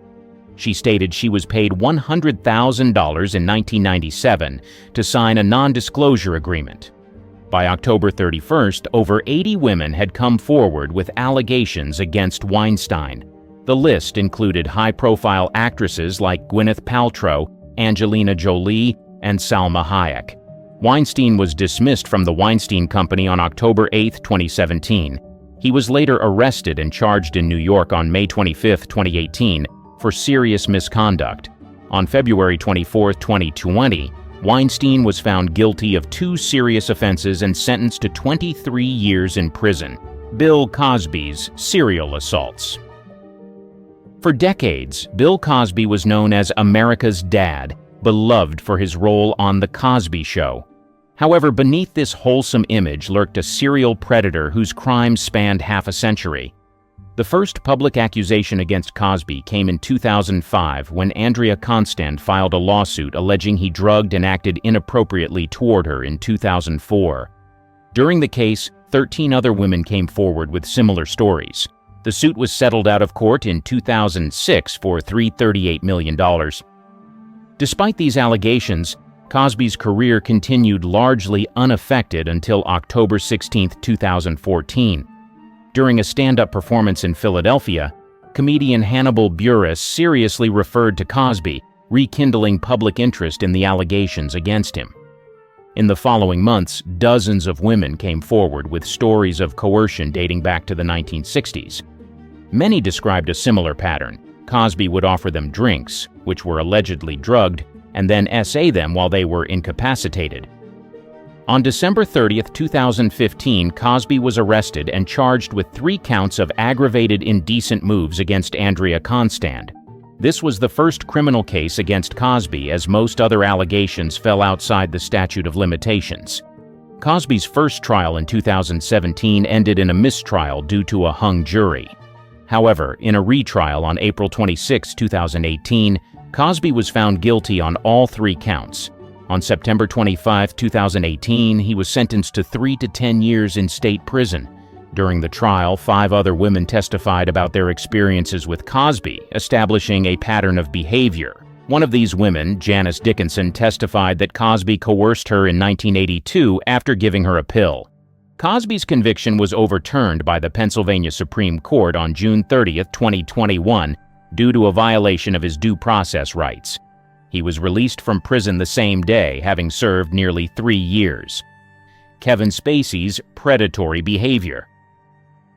On October 29, 2017, actor Anthony Rapp alleged that Kevin Spacey made a misappropriate advance toward him in 1986, when Rapp was 14 and Spacey was 26.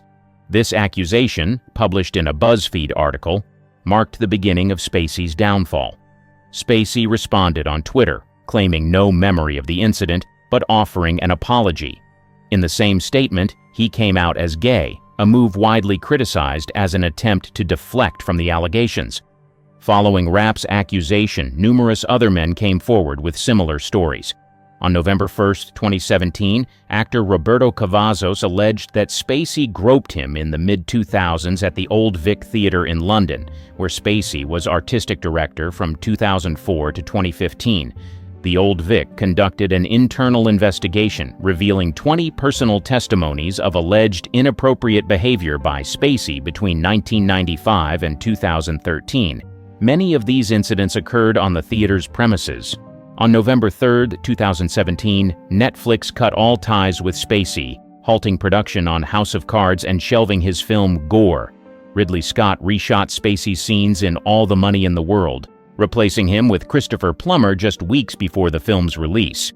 In 2018, Spacey was charged with indecent conduct in Nantucket, Massachusetts, for allegedly groping an 18-year-old man in 2016.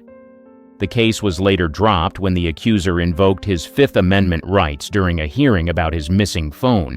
In May 2022, Spacey was charged with 4 counts of SA against 3 men in the UK, dating back to incidents between 2005 and 2013. In July 2023, Spacey was found not guilty of these charges in a UK court. Despite the court verdict, Spacey's career has been irreparably damaged. His last major film role was in 2018's Billionaire Boys Club, which earned only $618 on its opening day.